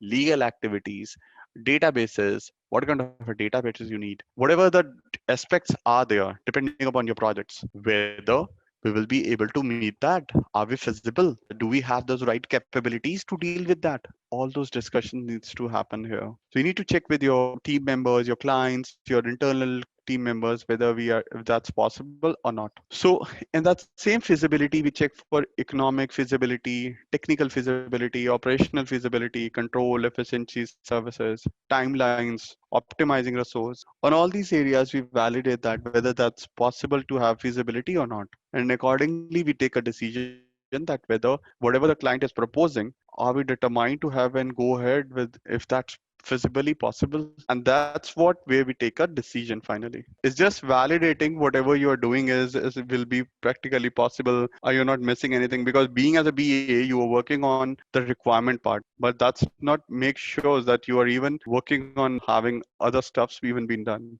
Okay. So now moving on to the next, let's talk about there is one another topic that comes in is the requirement engineering, validation and verification. Now you have the requirements there in picture. We talked about feasibility, requirements are even being gathered. Now talking about what the user together for checking the products, services, met requirements, and fulfills its intended purpose. We need to now validate whether the process of confirming the completeness is correct requirements. So we need there's very important question, and this is even an interview question, so just guys keep that in mind. What is the difference between validation and verification? So validation and verification is part of the requirement engineering, right? Validation ensures that the requirement achieves started the business objectives, meet the needs of the stakeholders, clear and understood by the developers. Whereas the verification is the process of confirming that the designed and the builds product fully address the documents required. Verification consists of performing various inspections, test, analysis through product lifecycle. Validation is a process of confirming the completeness or the correctness of the requirement. Is that complete? Is that corrected, right? Are we using the right objectives? Are we meet the needs of the stakeholders? Are all validation. And in the verification, we validate is the process that we are following is correct? Are we documenting things right? Are this consist of various inspection test cases so that we develop the right product? So in simpler terms, if I talk about validation is something that we create and verification is something we validate what we created. Let me tell you with more clear picture. Verification, I'm building the product right. Validation is I'm building the right product. You do the unit testing, you do the integration testing, you do the automated testing. Over here in the validation, you did the UAT or a usable acceptance testing. So you are making a right product and I'm building the right product. Am I building the right product? Am I building the right product? You validated that. Over here, you are verifying that whether I am, or over here in the validation, you assured using the UAT testing, yes, I'm building the right product. So it's just about checking and validating those up. Let me tell you with one more example. Suppose you created out a web page that has a home page, contact us section, then you have about us and all those things, right? You develop something, the developer did that, right? Being as a BA, you come and verify that as per the business logic, when the moment we click on the motto, whether we are going to the home page, right? Do we have the contact us section? Do we have the Google map? Whatever the business logics or as per the business requirements are there, are the things there? Yes, they are. You did your part. Now with the verification, QA comes in picture, or like the tester comes in picture. He validates, he verifies the pages, whether it's been done, whether we have the right page. If we click on this, what is happening? Are there are no page breaks? Whether we have the right data, whether we have the right pictures, or whether we have right things or not. He did that part. But now the validation comes in picture and confirms from the client prospect. What is customer acceptance testing? Means UAT. The customer person comes in picture and validate. Hey, if I click on about us, is that giving me the right details? Whether we have the same picture that we have shared with them? If we are clicking on the Google map, it's either taking me to the right locations. So whatever you developed and tested, they are validating that is that correct or not, based upon the usability, based upon the client thoughts, based upon the business that what we discussed. Is that been developed the same way? And this is how you validate and confirm that what has been developed is correct. Let me give you one more example. Suppose in verification, you validated whether if we go with a shopping cart, if I gonna enter 10 products, if I gonna click on plus sign for 10 times, that product will be added on my cart for 10 times, correct? That is verification. You tried with that and 10 times the product is added to your cart. Whereas in validation, what you're gonna do? You're gonna check as per the validation logic, as per the business requirement, nobody can add more than 5 products to a cart, similar product to a cart. Now with validation, what gonna happen is the client gonna check. In verification, what you're doing, you're just checking if I click on the verifications, right, on plus icons, how much time I'm clicking on that plus icon, those much time the product is added to my cart, right? And this is how you understand that the functionality is working fine, because the moment you click on that cart, you click on that plus icon, 10 times the product is added. That is verification and it's working fine. You're okay. There is no problem in that. But validation will define and help you understand. Hey, as per the logic, nobody can enter the similar products more than 5 times. So after you're gonna fifth time you click on that plus icon, it will give you an error message when you do it for the sixth time. Is that happening in? But that doesn't mean that verification, whatever you're doing is wrong. That functionality is working fine. But as per the validation process, it should stop after 5, which is not happening in. So you validated that functionality with a business logic, which is the UAT or the usability test happens. Okay. In verification, you are validating the functionality. In validation, you are confirming the business logic. Is that working as per the business logic or not? Right. It's same like I can give you another example. You are a fitness freak guy, right? I ask you to travel 2 kilometers, right? Now there are two ways of doing that. Either you walk and cover 2 kilometers. There is another way is you run and cover 2 miles. So probably instead of taking kilometers, let's take 2 miles. So there are two ways of doing that. Either walk and complete 2 miles, either run and complete 2 miles, or either use the bicycle and complete 2 miles. There are three options, right? But in the validation, you need to check that as per the business logic, how I need to complete that 2 kilometers. Because if in the business logic it's been written, you can only use either you can walk or you can use bicycles. You can't run. So if you're using the third method of like running, that will not be considered. So your product is not right. Logically, you can do it by all three, but as for the business logic, you're not allowed to run. So you either have to walk or either have to use bicycle. Okay. So this is validation as per the right product. Okay. So now guys, the last topic that comes in, like since we have talked about all the requirements, we talked about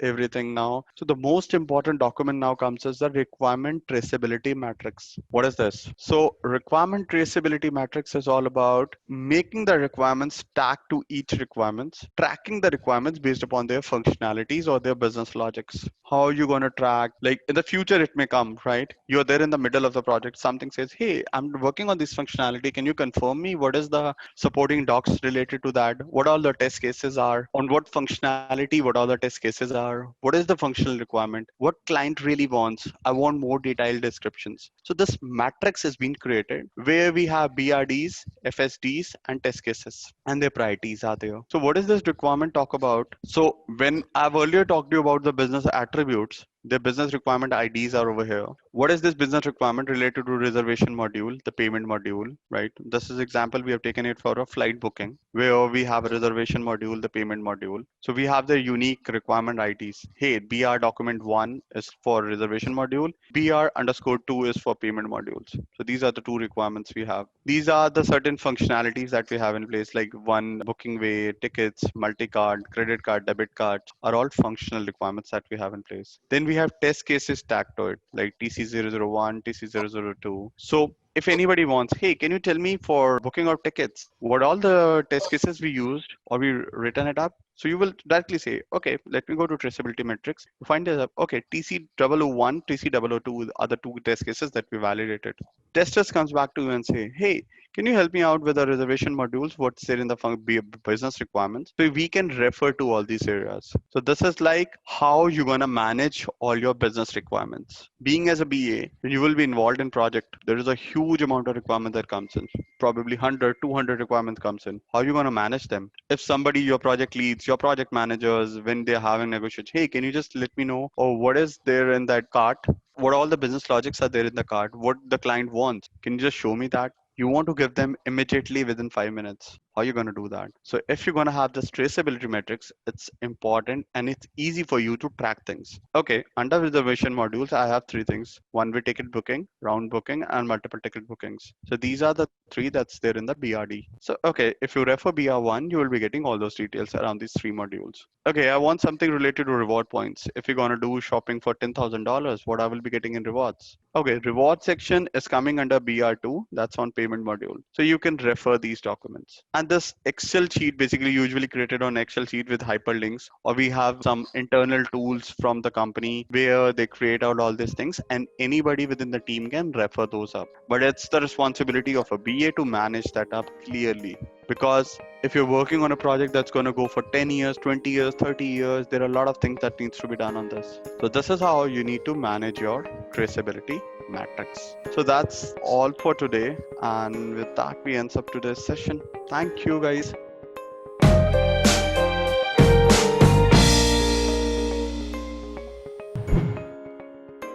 JanBask training. Learn and grow.